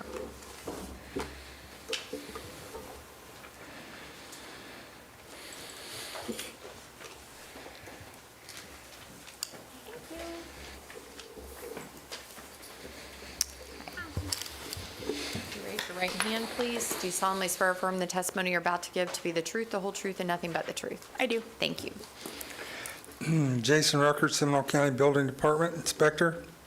This is case number 2407 CESM, located at 1480 Mirkwood Cove in Oviedo. Violation charge, Seminole County Code, Chapter 40, Appendix A, Section 105.1, construction without the required permit. This case was originally heard by Special Magistrate on March 14, 2024, and an order was issued giving the respondents a compliance date of August 7, 2024, with a meeting scheduled on August 8, 2024. An affidavit of noncompliance was filed by the inspector after reinspection on August 6th, 2024. And on August 8th, 2024, an order was issued giving the response compliance date of November 13th, 2024, with a meeting date scheduled for November 14th, 2024. The administrative cost for the clerk is $164.23. The administrative cost for the inspector was $661.46, totaling $825.69 for both. We recommend the special magistrate issue an order constituting a lien in the amount of $50 for 1 day of noncompliance and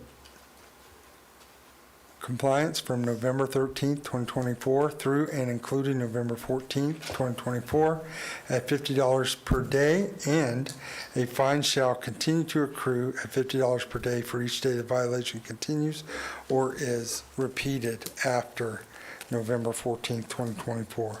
That concludes my presentation. Okay. Hi, I'm Amanda Yeager. My husband's out of town for business today, so I'm the one here doing it. He's been the one handling all of this, so I kind of have notes from what has been going on since the last time he was here. I know before the August date, we finally got the wetland survey done, which took a very long time to get with Dr. Storm and also with the other survey person to get it all figured out, which we did get done and submitted. I think he sent it also to you guys. In the meantime, since August, what we've been trying to figure out is a contractor to take our thing, because we don't know how to do the permits ourselves. We don't know how to do the engineering plans, any of that stuff. And finding a contractor to take our case has been very difficult because they don't want to deal with the wetlands. So as of last week, my husband got somebody finally called Wood Quality LLC, and they have an engineer on site, or like on their, they keep in site, who is going to work on the plans for us. But I don't have a date on that yet because he's still waiting to hear from them when they can come out and actually inspect everything and then start working on all of that. Okay, and what was secured first? We had to do a wetland survey because of Okay. how where our structure is, and our house is technically in wetlands. And that's been provided to the county? You all have evidence of that? I don't have it. I was like, my husband sent an email to Julie, I believe it was, back So about it. typically, we wouldn't take an impartial application or an incomplete application. So if they don't have all of their plan sheets, their site plan, and their engineering drawings, typically at the counter, they won't take all of that in. So if their wetland delineation and all of that took an excessive period of time, which they do, and now getting their engineer drawings, I mean, it makes sense that it would have taken them this long to get that far. Okay. So do we think they could possibly 90 days be able to engineer drawings and submit it? I think that 90 days probably, Well, who all needs to review? Well, it would be so it would be our natural resource officers, floodplain, drainage, but that doesn't prohibit them from submitting. So even if they don't have everything that we need, they could submit. And you all will tell them? And we will tell them what is missing. Okay. So I wasn't sure how the process worked. I didn't know if we had to have everything ready for you when we did the application or not. Well, you're going to need your plans for your Yeah. structure, and you're going to need your site plan. Other than that, if there is information lacking on those plan sheets or on your site plan survey, staff will help you and Okay. guide you. And if we need to have a meeting, we're always here to help you, guide you through that process. And I know that we also have to get in touch with the Florida Department of Environmental Protection to see if they'll give us a letter for that shows that our impact is not anything on the wetlands, or if we have to pay a mitigation, and that's something else we have to do too, that we've been working with Dr. Storm about. So that will be a comment that our natural resource officer will make, so they can still submit for their permit application. That will just be something that she will make, and probably our drainage people will make as well, as far as impact or mitigation pond, if it's available to them on their property. So this could be an ongoing process. It's at your pleasure on how you want to facilitate monitoring the case. It could take you 6 months to get something from the state. But that doesn't prohibit them from starting their Right. application process with us. Right, but they wouldn't get the permit, though. They wouldn't be in compliance. Right, they wouldn't get the Unless they permit have to for- pay mitigation bank fees, and And then they then could that just pay would, that because they may quickly. not have any other option, so it may be faster than other options. So it depends on which avenue they take. I was like, from what I understand from talking to I can't remember who it was who talked to us the first time we came, that regardless if we keep the structure or take the structure down, we still have to pay some sort of fee for the wetlands itself. So now, like, we're still trying to figure out how much any of that's going to be, to try to figure out, like, our plan is to keep the structure if we can. We'd like to use it as storage. But yeah, okay. I wish it went faster. It's been stressing me out. Okay, I am going to find that you have been, you're saying all the right things, which is giving staff the indication that you have gone through part of the process that you need to go through. I'm going to continue your compliance date to May 7th. Thank you. And then we'll have a compliance hearing again on the 8th. Thank you. Thank you very much, everybody. But I cannot stress enough, please stay in contact with the county. I've been every week. Because if I can see that you all, they have notes, that you all have remained in contact, that definitely helps. Contractors say, you know the county, I've been doing all of that. Absolutely. Great, thank you.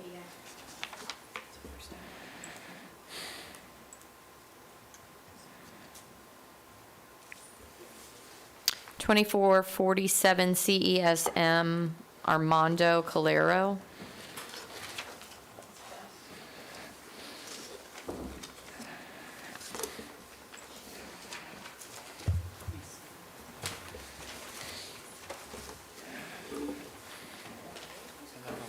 Thank you.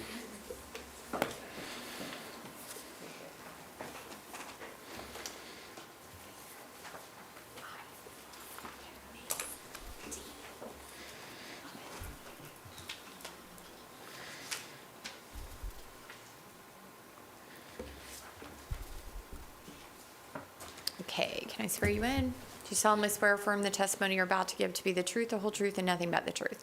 I do. Thank you. Jason Rucker, Seminole County Building Department Inspector. This is case number 2447 CESM, located at 170 East 3rd Court, Juliota. Violation charged is Seminole County Code, Chapter 40, Appendix A, Section 105.1, construction without the required permits. This case was originally heard by Special Magistrate on September 12, 2024. An order was issued giving the respondent a compliance date of November 13, 2024, with a meeting scheduled for November 14, 2024. Administrative cost for the clerk is $151.92.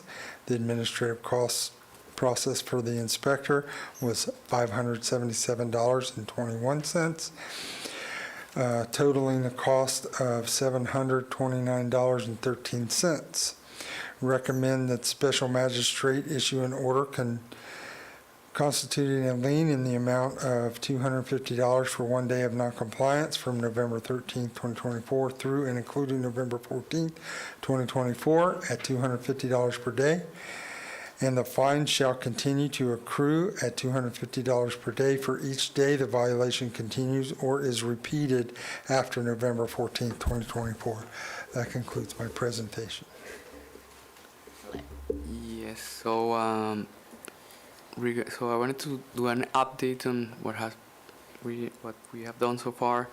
So the shed has been already demolished, and the pool was supposed to be also done by the day of this hearing, but unfortunately, I've been trying to push everybody, and they didn't make it by today. So I know it's they were supposed to be done by today, but they should be done probably within the next week, filling the pool. And then that's Okay, and are you aware of the demolition? Was there a permit issued for that? There was a permit issued for the pool demolition, yes. Pool demolition? Yeah. And the Okay. shed. And then what about For the what? For the shed? the shed? For the shed, okay. And then what's being done with the pool? Is it being filled in? It's been filled in. So we already demolished the shed, but they were supposed to be done with the pool by today, but there was a delay. Okay, has he remained in contact with you all? No, I haven't been in contact with him, no. But the demolition, there is a demolition that's required for the screen enclosure, is that correct, Ruth? No, the violation is for the pool enclosure. Pool enclosure, the violation is for that. So not for the pool itself. The pool had a permit? No, it's for the pool. No, it's for the pool. Yeah.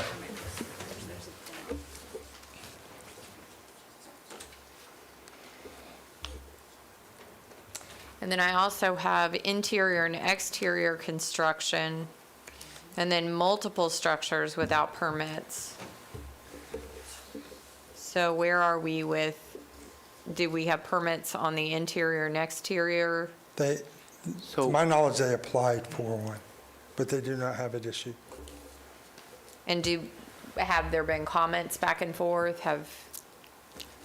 Megan Zanorski, Project Coordinator for Development Services. I actually had a meeting with this gentleman and the property owner with one of our other staff members as translator on November 7th with several clarifying emails thereafter. So there was some confusion about how to, and this rolls into the next case as well, so I'll just kind of give all the information now on how to convert the structure back to one single-family residence instead of basically a two-story duplex. So the stairwell did not connect or does not currently connect the upstairs living space to the downstairs living space. And my understanding is that the upstairs living space was recently the addition portion of the structure, as well as the stairwell.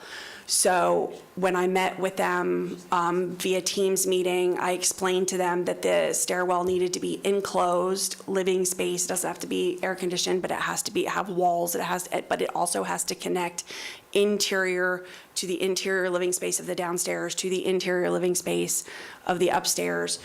So we went through some options of where that could potentially be located in order to connect the two living spaces. Of course, subject to their design professional and design loads and all of the things that the design professional is akin to, not someone who's doing zoning review, but where it could potentially be located, since the screen enclosure is subject to code enforcement anyway. That's one of the potential locations for the stairwell to be moved to. I also provided them with the comments from the plans examiners again, so that they were aware of what else needed to be handled for that review. I am not aware of any other permit that has been applied for other than the alteration to the single-family residence, other than the demolition permit. So the other structures, I have not had a permit to review yet.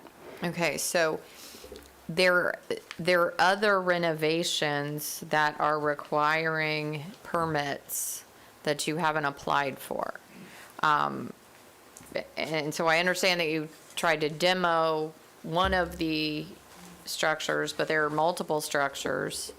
And one of them you're trying to work on and make it a single family and not a multifamily.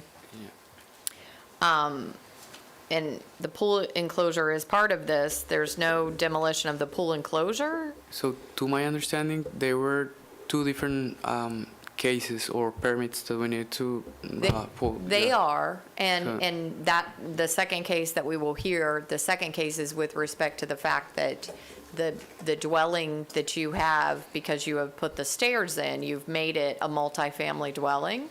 Correct. So that's a zoning violation, separate and apart from the permits.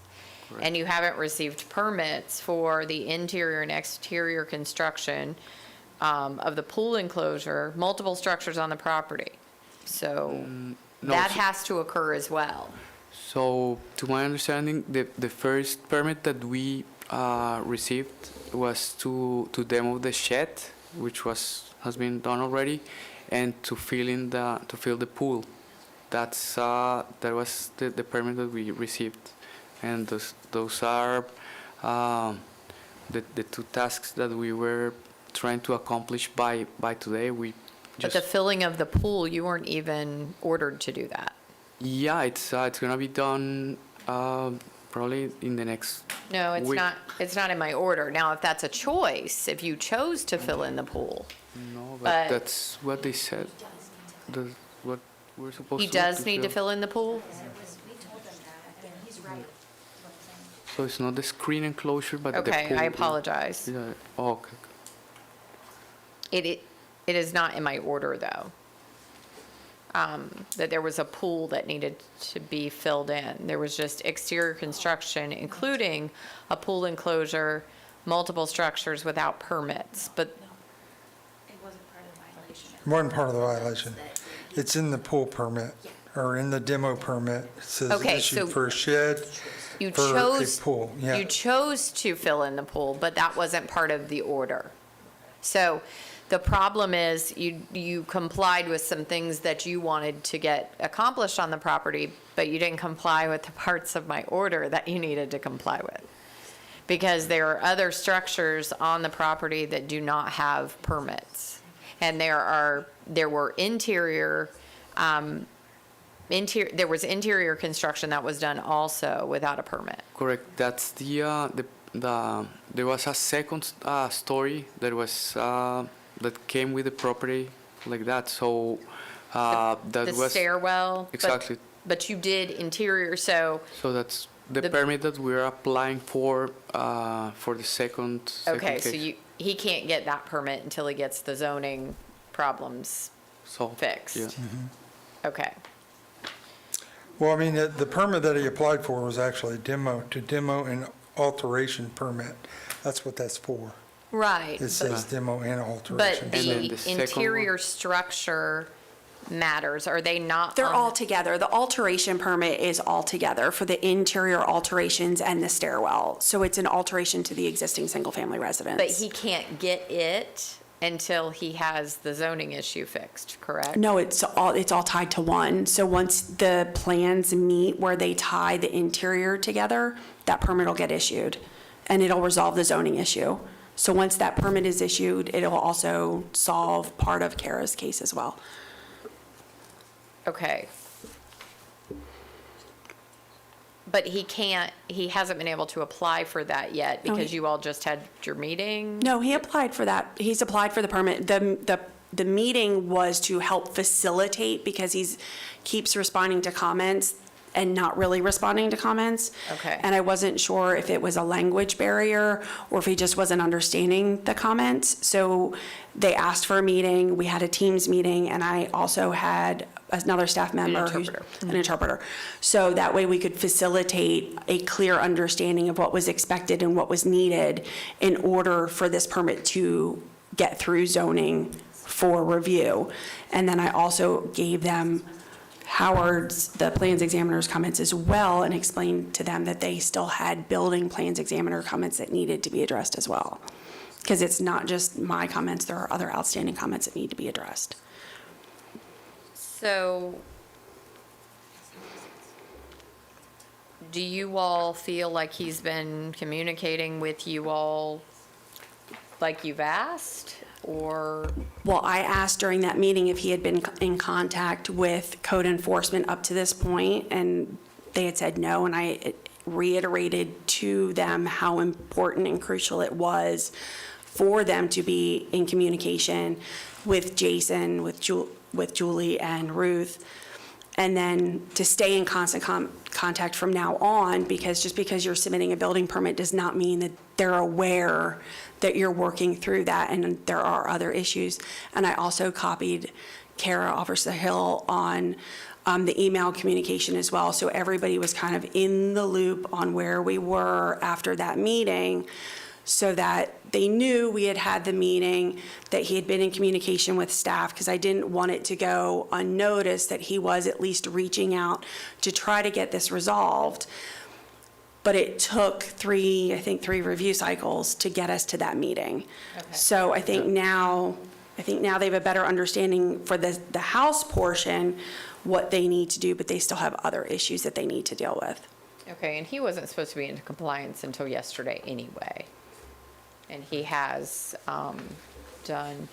So are we thinking that after the meeting that you were able to have, that everything can be finalized as far as him getting the permits, dealing with the zoning issue within the next 60 days? I'm hopeful that I'll get a plan set that may meet some of the comments. I don't know that it's going to meet all of the reviewers' comments. I think hopefully we'll get placement. We may get some connection. Whether or not it's going to resolve all of the zoning issues and all of the building issues. Is there was there a language barrier with the engineer as well?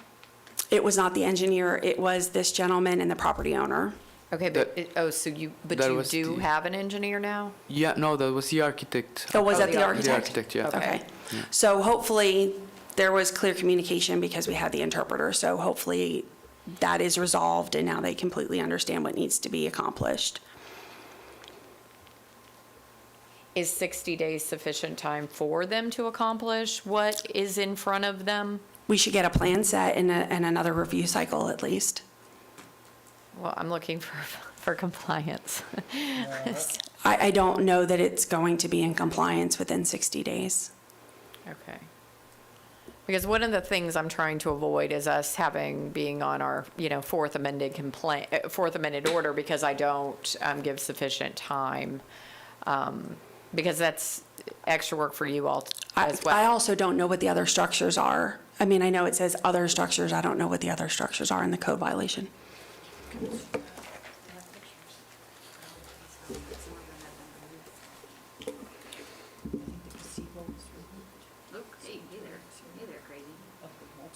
The gazebo there, probably? The is gazebo what it has looks been demolished, yeah. That one's gone? It's been Yeah, this one's demolished? gone, yeah. Okay. So did the demolition permit cover more than one structure? The shed and the pool is all the demo permit. There's a note in here that the gazebo has been removed. But then the gazebo's did it have to have a demo permit? No, not if there was no electric or plumbing out there. Okay. But you need to contact me when that happens, so I know, so that when we come to this, we can say, yes, he removed that. Yeah, I thought So- Officer Hill was doing the inspection, so probably Okay. it was a misunderstanding. Okay, no problem. We'll give you my card, so you'll Okay. have it, okay? Oh, no problem. Okay. I'm going to continue until your compliance date until March 12th. But I really cannot stress enough the importance of you working with the county. That's going to give you sufficient time to do everything that you need to do. I would hope that you would be able to do everything you need to do, even to the structure, by that point. But I'll continue till March 12th, and there will be a compliance hearing on March 13th that you will need to come to. Okay. Okay? Thank you. All right, thank you. Your Honor. And just stick around because we'll do your next case as well, 2449 CESM.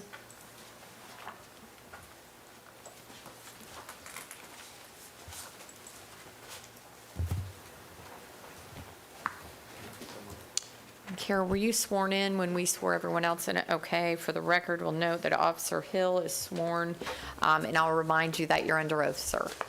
Okay. Thank you.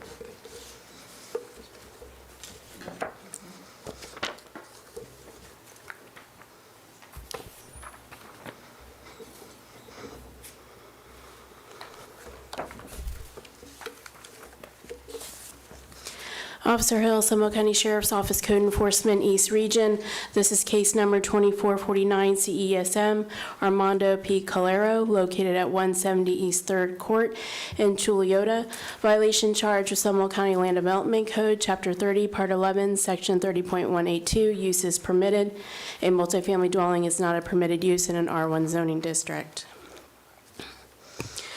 The case was originally heard by the Special Magistrate on September 12, 2024, and an order was issued giving the respondent a compliance date of November 13, 2024, with a meeting scheduled for today. An affidavit of noncompliance was filed by myself on November 13, 2024. The administrative cost to process this case for the clerk totals $208.38. The administrative cost for the sheriff's office totals $254.43. The administrative cost to process this case for both the clerk and code enforcement totals $462.81. The recommendation is special magistrate order and issue constituting a lien in the amount of $250 for 1 day of noncompliance from November 13th, 2024 through and including November 14th, 2024 at $250 per day, and the fine shall continue to accrue at $250 per day each day the violation continues or is repeated. These photos were taken from my inspection yesterday, so there's no connection from the upstairs unit to the single-family dwelling below it. I was out there for the inspection. Like Mr. Filomeno said, I was out there. I did see that the shed was taken down, but I was not inspecting for other structures to be taken down, so I did not observe or walk to see if the gazebo was taken down, because obviously that's not my case. That falls underneath the building department, so I was not looking for those. This concludes my presentation. Okay, I'm going to go ahead and I'm going to recognize the testimony given in the prior case of Megan Zanorski related to the process that is being taken and how these issues will resolve themselves with the permitting process. If the fixes are made that they have spoken to you about, that will fix the zoning issue, because it will no longer be considered a multifamily dwelling based on the stairs and the accessibility. So I'm going to go ahead and continue this case until March 12th, 2025 as well, so that these can run concurrently with one another, because I believe that they're definitely tied together. Thank you. Okay, thank you, Your Honor.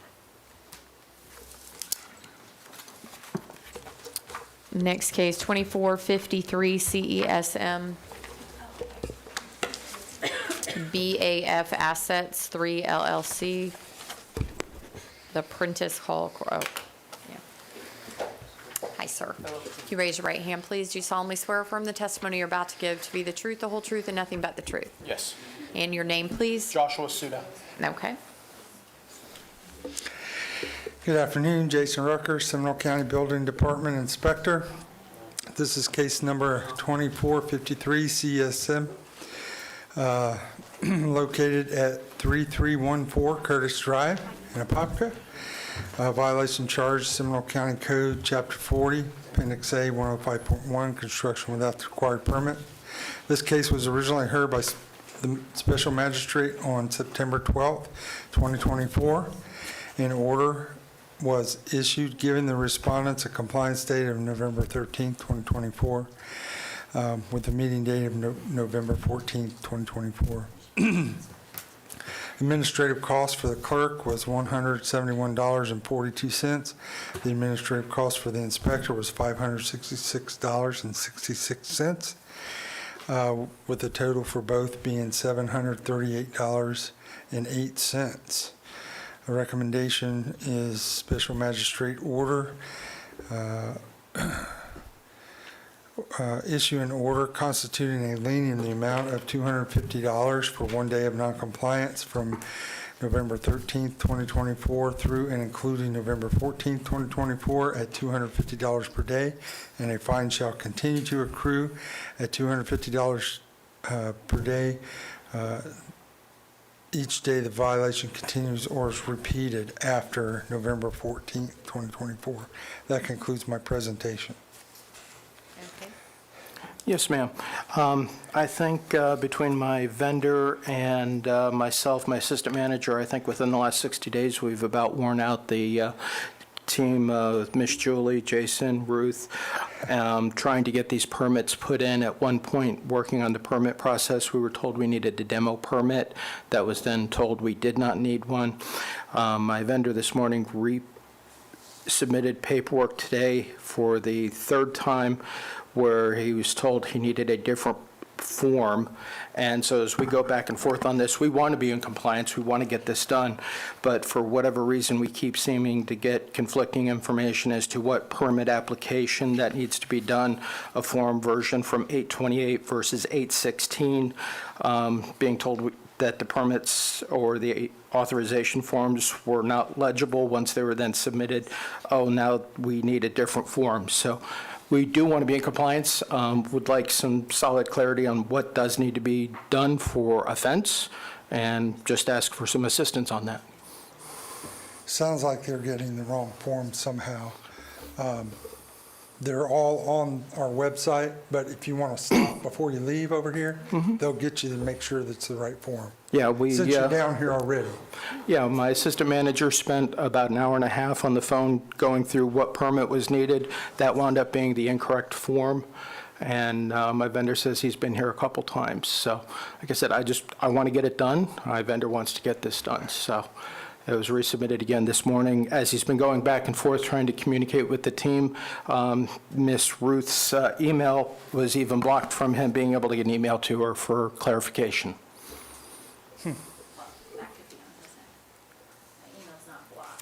Well, the error he got just said, you cannot get this email through. I can share the screenshot. I could have been. This permit hasn't even been routed to me because he's stopped at submissions. So without this authorization form that is incorrect for whatever reason, it's not even being routed to me. But cursory review, it's a 6-foot tall residential fence. It's an interior lot. As soon as it's routed, I should be able to issue it. So it's not going to need a variance, it's not going to need, okay. It's so a it would 6-foot just be tall, it's interior lot lines. It appears to meet the front yard setback, so it should be approved as soon as it's routed. Does he have the correct form now submitted? That's something that he'll have to deal with submissions intake, so I highly suggest he goes to the permit counter. Well, it sounds like he has. Between me and my vendor, like I said, and my assistant manager spent hours on the phone trying to make sure we get the right things, and continuously told they're wrong, so. Yeah. What do you need, Julie? 14623. Yep, a minute. Which, I was confused on the fence not having a permit for a pool that's been there for 20 years, and we don't put up a pool without a fence, so. oh, let's take a look. It's administrative documents, and if they're not going to the website to get the form, it's likely they're using outdated forms. Okay, so. But their insurance is out of date and their license. It's your workers' compensation and your insurance. Not his contractor. His contractors. So they need to, So you need his updated forms on that, because I do know he is up to date, or otherwise I wouldn't be able to assign him they work, need, so it needs to have Seminole County listed as the certificate holder. So probably what they're submitting does not have the proper information on it. So if they're submitting one, say, that says, Volusia County on it, and that's what they're submitting to Seminole County is not going to accept it. Okay. So it has to say Seminole County as the certificate holder. I'll make that happen. Okay? So it appears that that's what is currently lacking, and as soon as it's routed to me, I should be able to approve it. So that tells me that we definitely can get this one done in December. Yes, ma'am. Okay, I've got so, 40-plus emails in the last couple weeks, so trust me, we want to get this done. okay, then I'm going to continue your compliance date to December 11th. And there will be a compliance hearing on December 12th.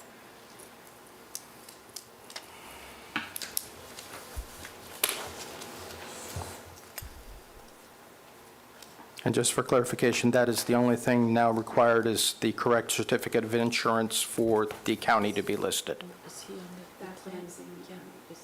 That's what she's seeing, but I would stop before you leave right here. Okay. And talk to Anthony before you leave, just to make sure. Okay. Because if he's in the A plan. Okay, great. Thank you. Thank you. Next case, 2455 CESM, Maribel and Elsa Mercado Musa.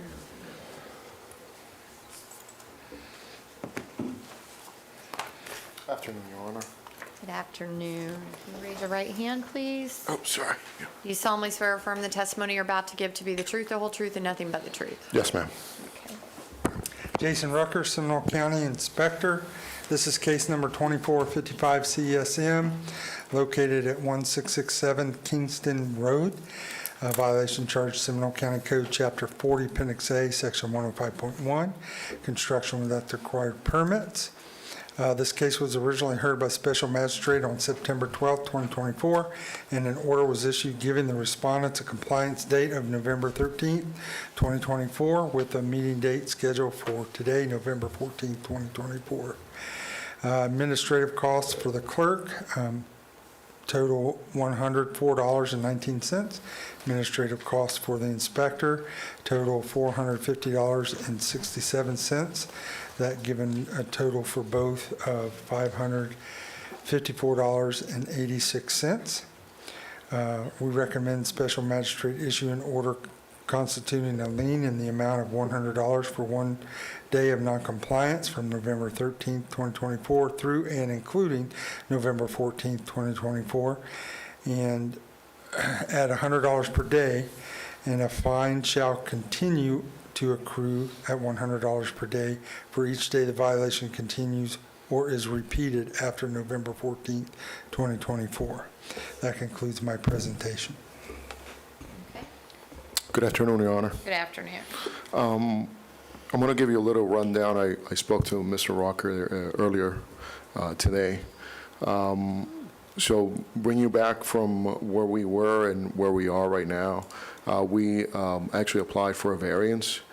The variance was denied at that moment. We reapplied for another variance because we are going to be moving the actual structure.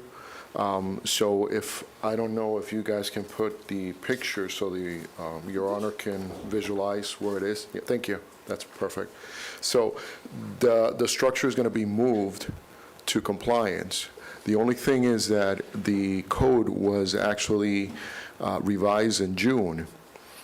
So the back, from the back fence, right now is required 35 feet. So my new variance is actually asking the county to see if I can put it at 20 feet from the back fence, and of course 20 feet from the side fence, which it will be already in compliance.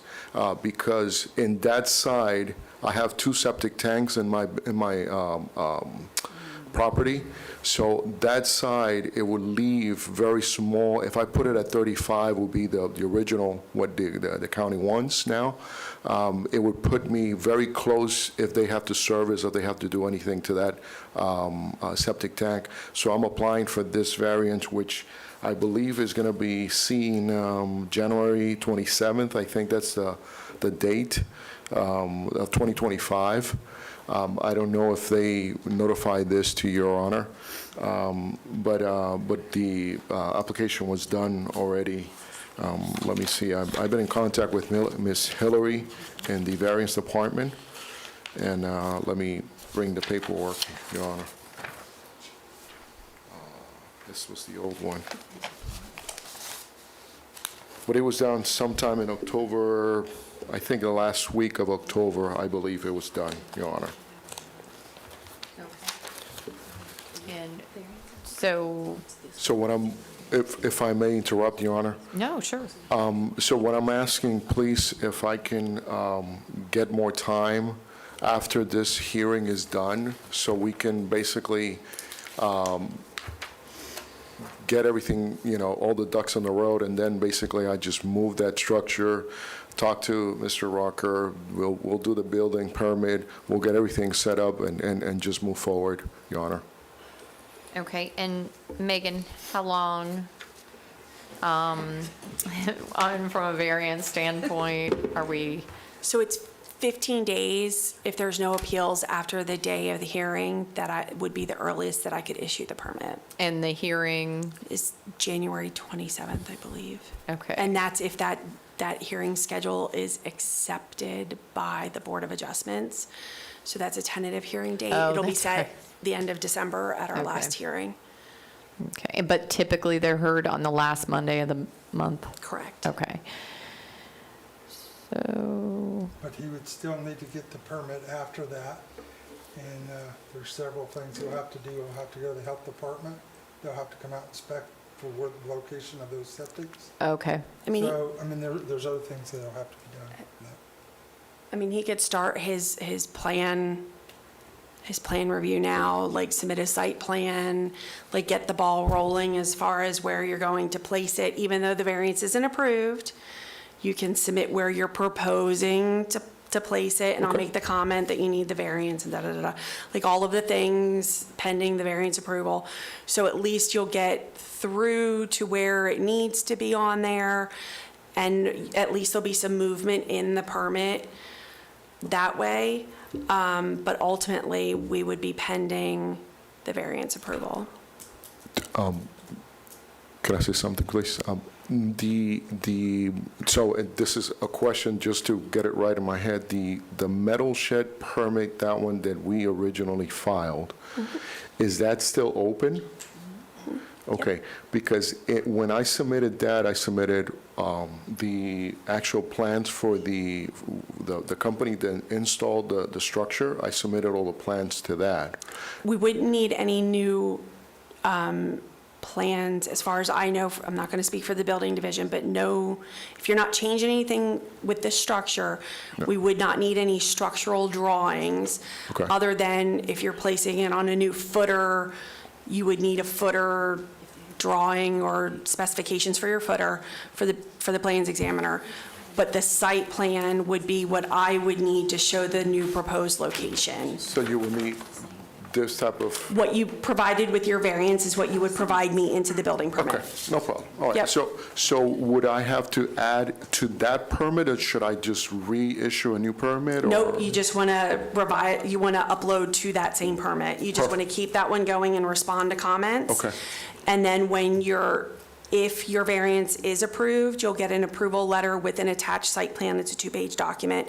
You'll upload that approval letter into your building permit, and that'll be the caveat that ticks you over, and you'll be able to get zoning approval. I appreciate So if it. everybody else is approved and I'm your last little holdout, that's the reason you're not getting your building permit issued. Okay. You'll upload that letter, and then that will allow me then to put the stamp on your site plan. Well, thank you very much. You're welcome. Okay, I am going to, in the interest, because while Megan could issue probably by the second week of February, potentially, it's very possible it could take you 30 days to get the state to come out and do everything else. Yeah. And if that's the case, will the state come out prior to a permit being issued by Megan? I don't think the health department cares whether or not they have an issued permit from Okay. us, to be perfectly honest with you. They do it all the time with the single-family residents for septic tanks. The other thing that I'm a little hesitant about is the moving of the building. how much he's going to want to invest in plans or reviewing or resubmitting the building permit until the variance is approved. Right, okay. So just thought process on that side, that once the variance is approved, he's got the 15-day approval period or appeal period, and then he's got to coordinate the moving company potentially. But he can get the permit prior to moving it. No, No. he can't get the permit until the variance is approved, and then he would have to coordinate the moving, to move the structure itself, to coordinate the moving of the He structure. has to move the structure prior to having a permit for the structure. No, he has to move it after, but to coordinate the plans, I'm trying to think it through with you, is if he's not, I don't know how much he's going to want to invest into new plans if he doesn't have an approved variance. No, I get that, but as far as you issuing a permit, he doesn't have to move it until after you issue, right? Right, but the structural, moving a structure, the coordinating. It's got to match the. It has to match, and I don't know what other divisions would be involved with moving a structure. Okay.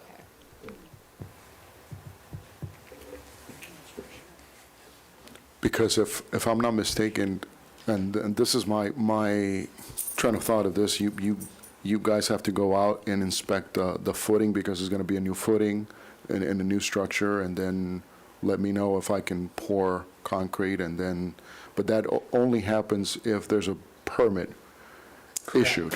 Right. Okay. Okay, so I'm going to continue until April 9th, 2025. And then there will be a compliance hearing on April 10th. Okay? Lord willing, will be done, ma'am. Good deal. Thank you. Thank you. And you have a blessed day, and Merry Christmas. Merry Christmas. Yeah, exactly. Okay. Next hearing, 2462 CESM Mount Zion Baptist Church of Midway.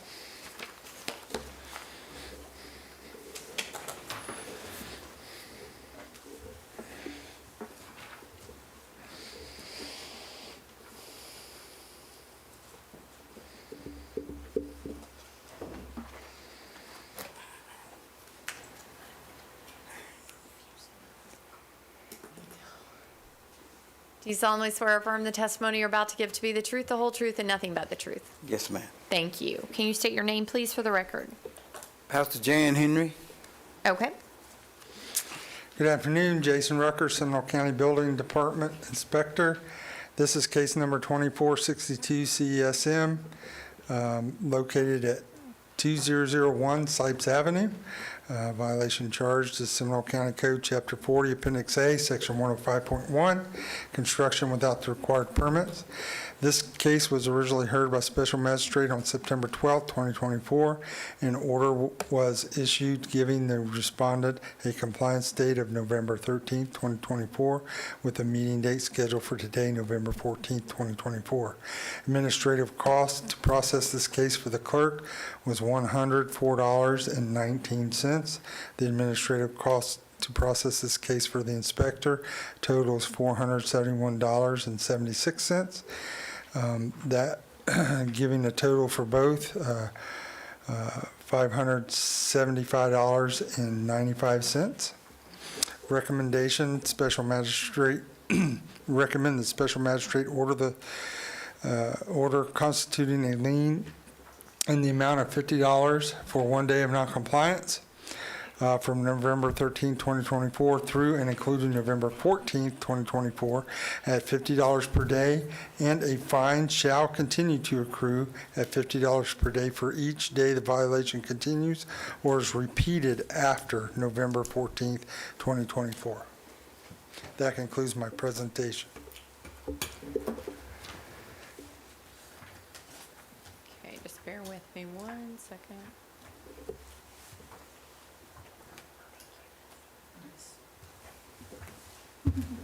Okay, yes, sir. What can you tell me?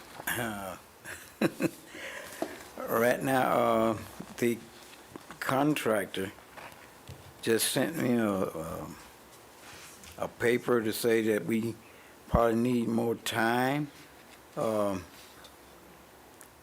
he just let us know 5 days ago we needed a boundary survey, I guess a Okay. new one, because what we did, the property next to us that we purchased, we had to make it one in order to be able to have a survey done right. So we went and had that done. So the property became one consolidated piece. Now, I guess you have to revise the survey that he had prior to that, I guess in February, I'm assuming. Showing the single lot itself? Yeah, it was showing that was a lot, and then the church lot. So we had to make it one in order to be able to get it permitted. That's what we found out. And then I talked with the contractor, wasn't 10 days after we had met here. And he said, I'm gonna take care of everything. I didn't hear back from him until 5 days ago that we needed a permit. And I say, man, you wait this late to tell us that. We could have had this done. And so I've been in the process of calling the surveyors to get them, and now the surveyors that I call, they say they're so busy, it won't be till December 17th, maybe, they could get there and survey the property, because it's like, by it being a church, it's commercial. So they so busy, they say it'll take them at least December the 17th or after in order to get the survey. So we ready for whatever we got to do to get it done. I mean, we've been working, trying to get this done, because we want to go ahead and finish it so we can keep going.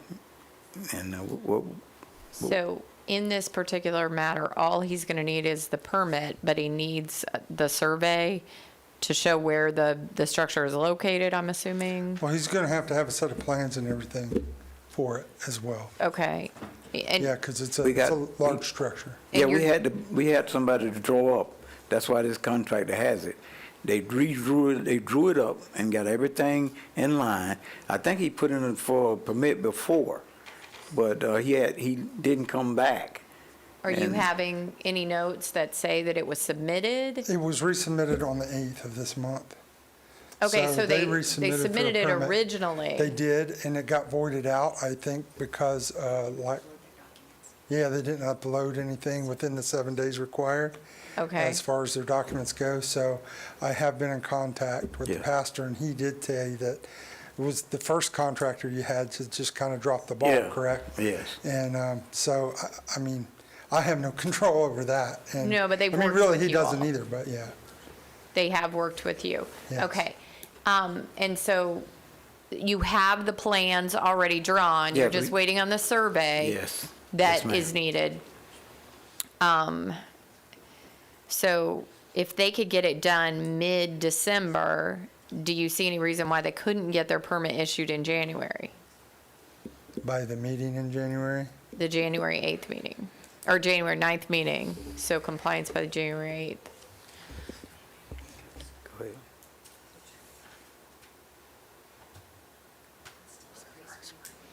Still at pre-screen.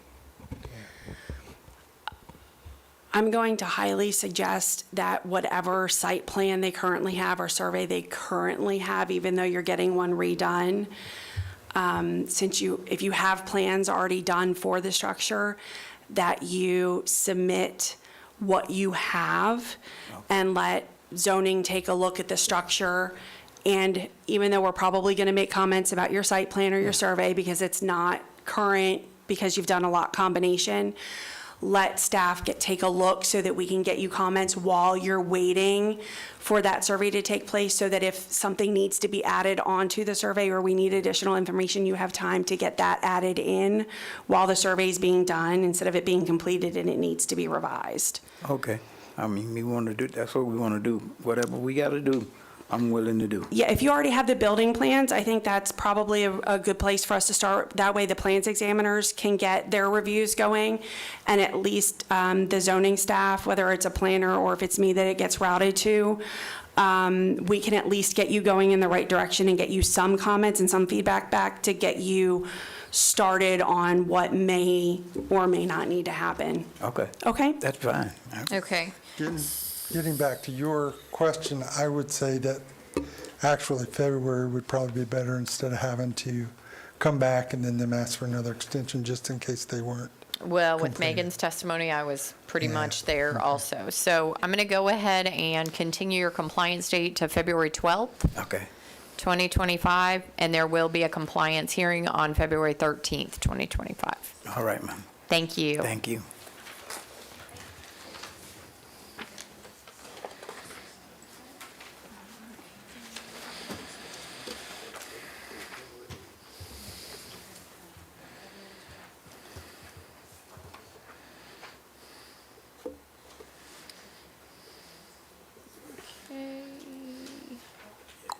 2314 CESM, Justin Marlette.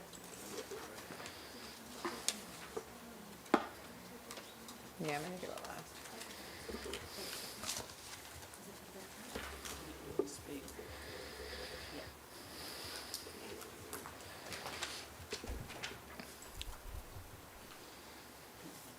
Is he here? You ready? Jason Rucker, Seminole County Building Department Inspector. This is case number 2314 CSM, located at 1120 B Lane in Geneva. Violation charge, Seminole County Code, Chapter 40, Appendix A, Section 105.1, construction without the required permits. This case was originally heard by the special magistrate on February 9th, 2023. An order was issued giving the respondent a compliance date of April 14th, 2023. An affidavit of noncompliance was filed by the inspector from reinspection on April 19th, 2023. An affidavit of noncompliance was filed by the inspector after reinspection on October 4th, 2024. Administrative cost for the clerk totals $183.73. The administrative cost for the inspector totals $634.68, giving a total for both of $818.41. Recommendation that the special magistrate issue an order constituting a lien in the amount of $29,050 for 581 days of noncompliance from April 14th, 2023 through and including November 14th, 2024 at $50 per day, and a fine shall continue to accrue at $50 per day for each day the violation continues or is repeated after November 14th, 2024. That concludes my presentation. Can you give me some information on how the notice for the hearing was provided today to the respondent? I went out and posted it on their door. Okay, and did we do any mailings either? Do you have mailing? We just posted it as far as I know. Let me look here.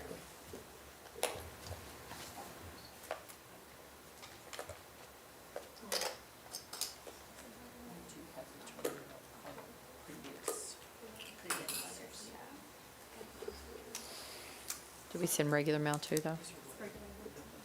And regular mail was returned also? Okay, so I have testimony, oh, you have it, okay. Yeah, they were returned. Nobody signed for them. But the certified mail, but regular mail was not returned?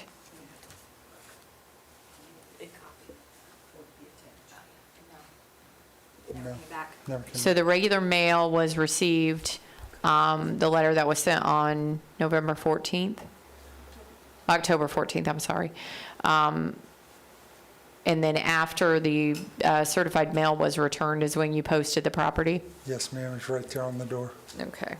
I'm going to accept the electronic case file into the record showing the posting of the property and along with the testimony of the officer. I'm going to find that the property remains in violation of the magistrate order originally issued on February 9th, 2023. And I'm going to find that the property was still in violation as of April 14th, 2023, and is in violation today. I'm going to impose the fine of $50 a day retroactively back to the compliance date of April 14th, 2023. And the $50 a day will continue for each and every day thereafter that the violation remains, including today and beyond. I'm going to impose costs in the amount of $818.41. And that is comprised of administrative costs in the amount of $183.73 for the clerk, and administrative costs for the inspector totaling $634.68. The $818.41 needs to be paid within 30 days, or it will be reported as a lien against the property, along with the penalty of $50 a day that is accruing retroactively back to April 14th, 2023. Thank you.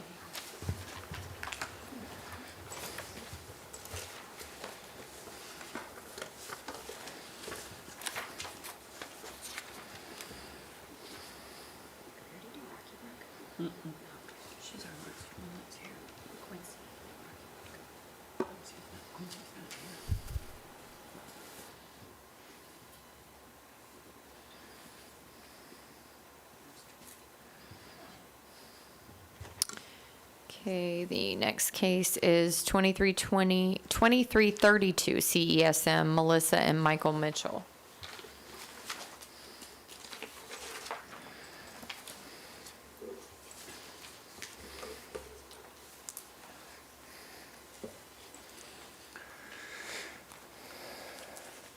Jason Rucker, Seminole County Building Department, Inspector.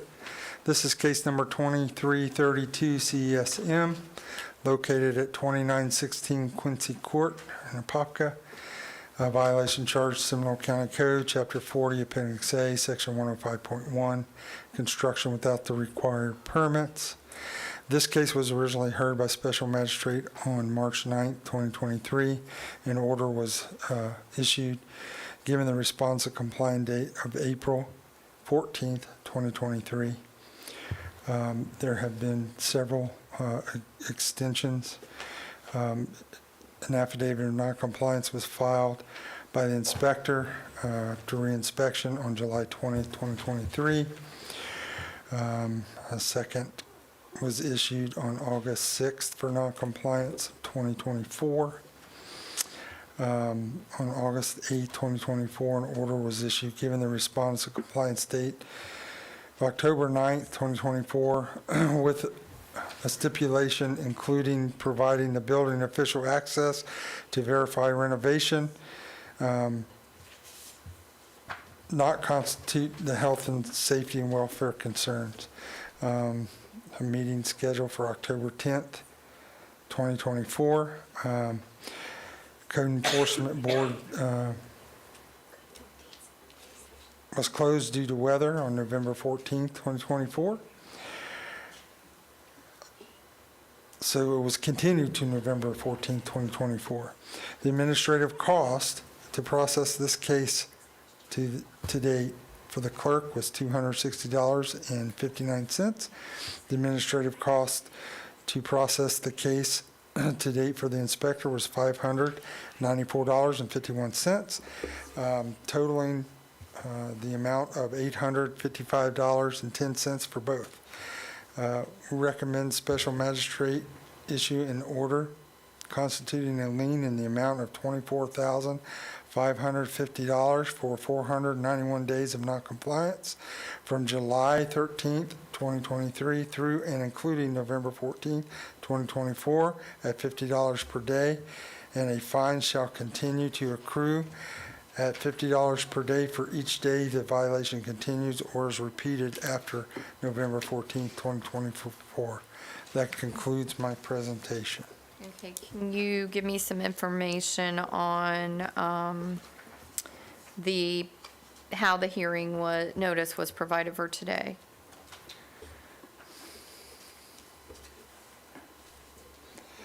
They received it October 21st.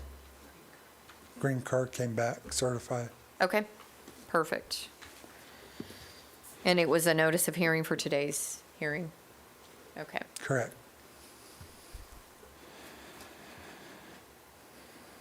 All right, I'm going to go ahead and find that the respondent was properly noticed to be here today. I'm going to find that their property is still out of compliance.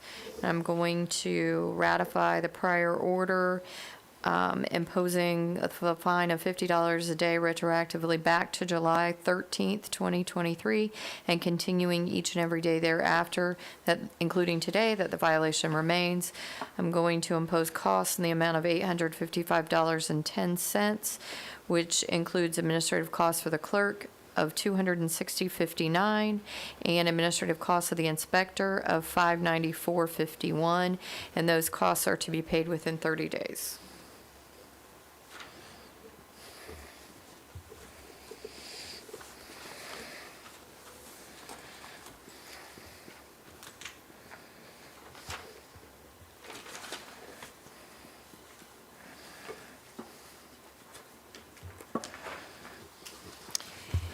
And last but not least, let's do 2213 CESM.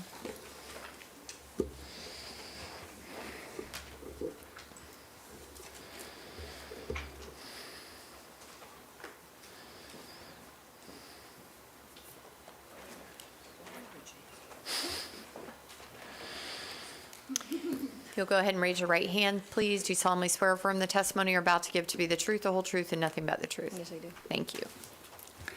Good afternoon, Jason Rucker, Seminole County Building Department Inspector. This is case number 2213 CESM, located at 499 Rocky Brook Court in Castleberry. Violation charge, Seminole County Code, Chapter 40, Appendix A, 105.1, construction without required permits. This case was originally heard by Special Magistrate on February 10th, 2022, and an order was issued giving the respondent a compliance date of June 10th, 2022. An extension was given on August 11th. On June 9th, was given an extension to August 11th, 2022. An affidavit of noncompliance was filed after reinspection on August 12th, 2022. On March 9th, 2023, an order was issued extending again till April 8th. An affidavit of compliance was filed on March 23rd, 2023, after the permit was obtained, closing the case. An affidavit of repeat violation was filed by the inspector after reinspection on June 12th, 2024. An affidavit of noncompliance was filed by the inspector after inspection August 6th, 2024. On August 8th, 2024, Special Magistrate issued an order extending the compliance date to October 9th. Code Enforcement Board obviously was closed due to the storm, and it was continued to today, November 14th, 2024. The administrative cost in this case for the clerk was $357.33. The administrative cost in this case for the inspector was $357.51. Total for both, $714.81. Recommendation, based on findings of fact issued on April 14, 2022, Special Magistrate issued an order imposing a lien in the amount of $7,800 for 156 days of noncompliance from June 12, 2024 through and including November 14, 2024. And the Okay, fine, let me stop you there for a Okay. second, because there's some inconsistency. I have an order that I issued as a repeat order on August 12th, back to August 8th, which was the date of the hearing. So on August, we issued an order saying that the compliance date was October 9th. So with October 9th being the compliance date, we're just a few days at the $500 a day, or, I mean, 30, but it wouldn't be back to, where are we getting the April 14th date? Or the June date?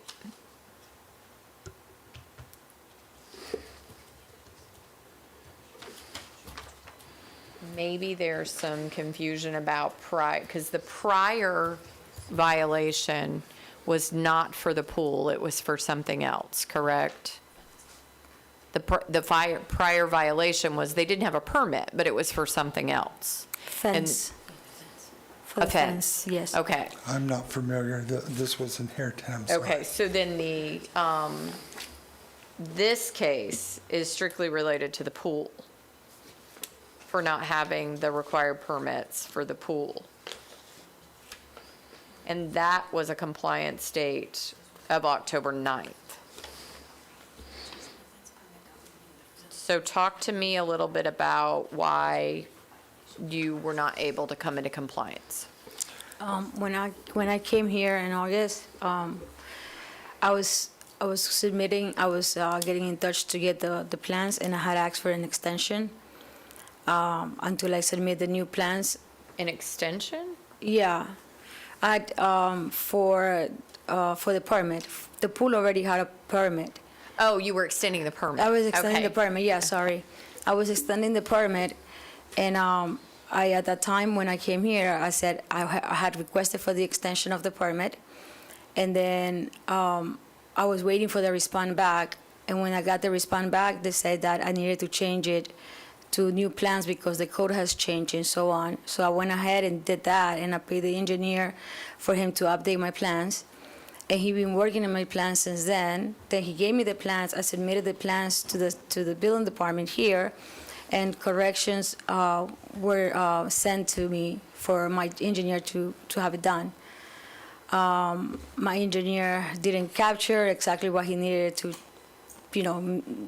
needed to be changed from the plans. So I requested a meeting with every single person in the department that had requested those changes, and we were here last week, I believe.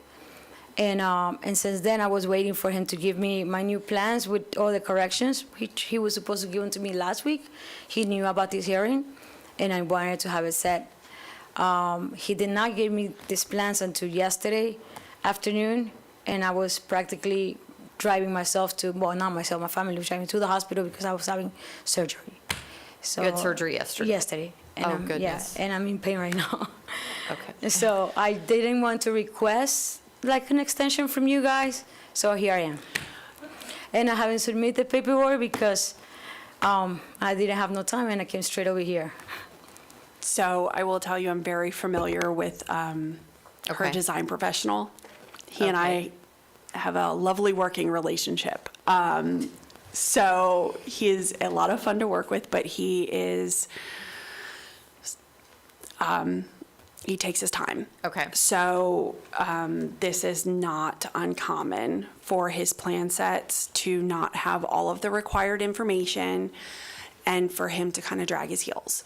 So I'm not surprised by any of this. Okay, have they been submitted now? No, Or because did you like bring I them said, to submit? them? She's bringing them, obviously, to submit. She has them Okay. right there. So we had that meeting last week. Jay Ham, our chief plans examiner, coordinated the meeting with all of the plans reviewers so that they had a global idea of all of the things that they needed to have on the plan sets because they were quite deficient. And we kind of had a heart-to-heart with her and with her design professional so that we could all get on the same page. So I'm hopeful that if these do not have everything that we need on them, that we should, in short order, be able to get that sorted out with him. Yeah, and at that time at the meeting, you guys gave me the option of filling it there. And it's been in my head because I'm just going through my surgery was supposed to happen in October. And I had to change it because my mom got into the hospital with this session Arctic.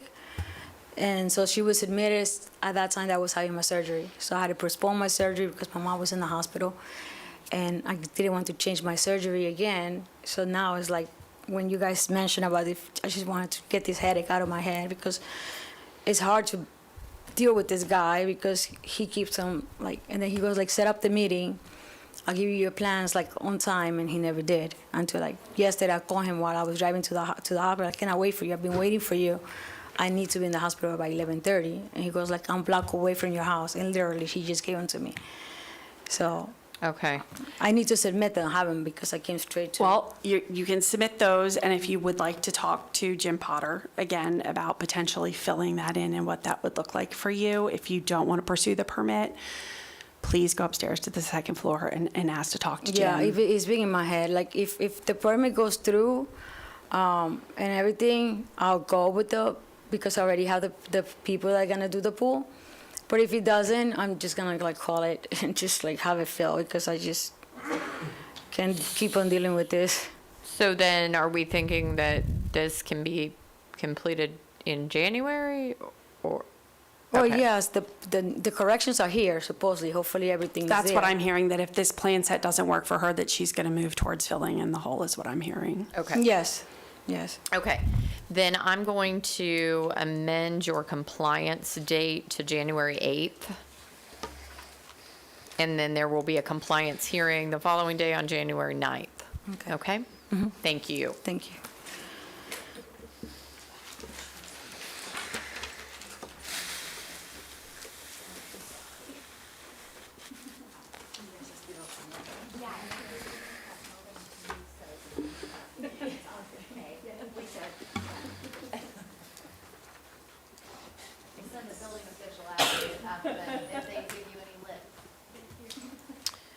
Okay, I'm going to go ahead and set the next hearing for December 12th, 2024. And I'm going to approve the minutes from the September hearing. And we are adjourned. Thank you.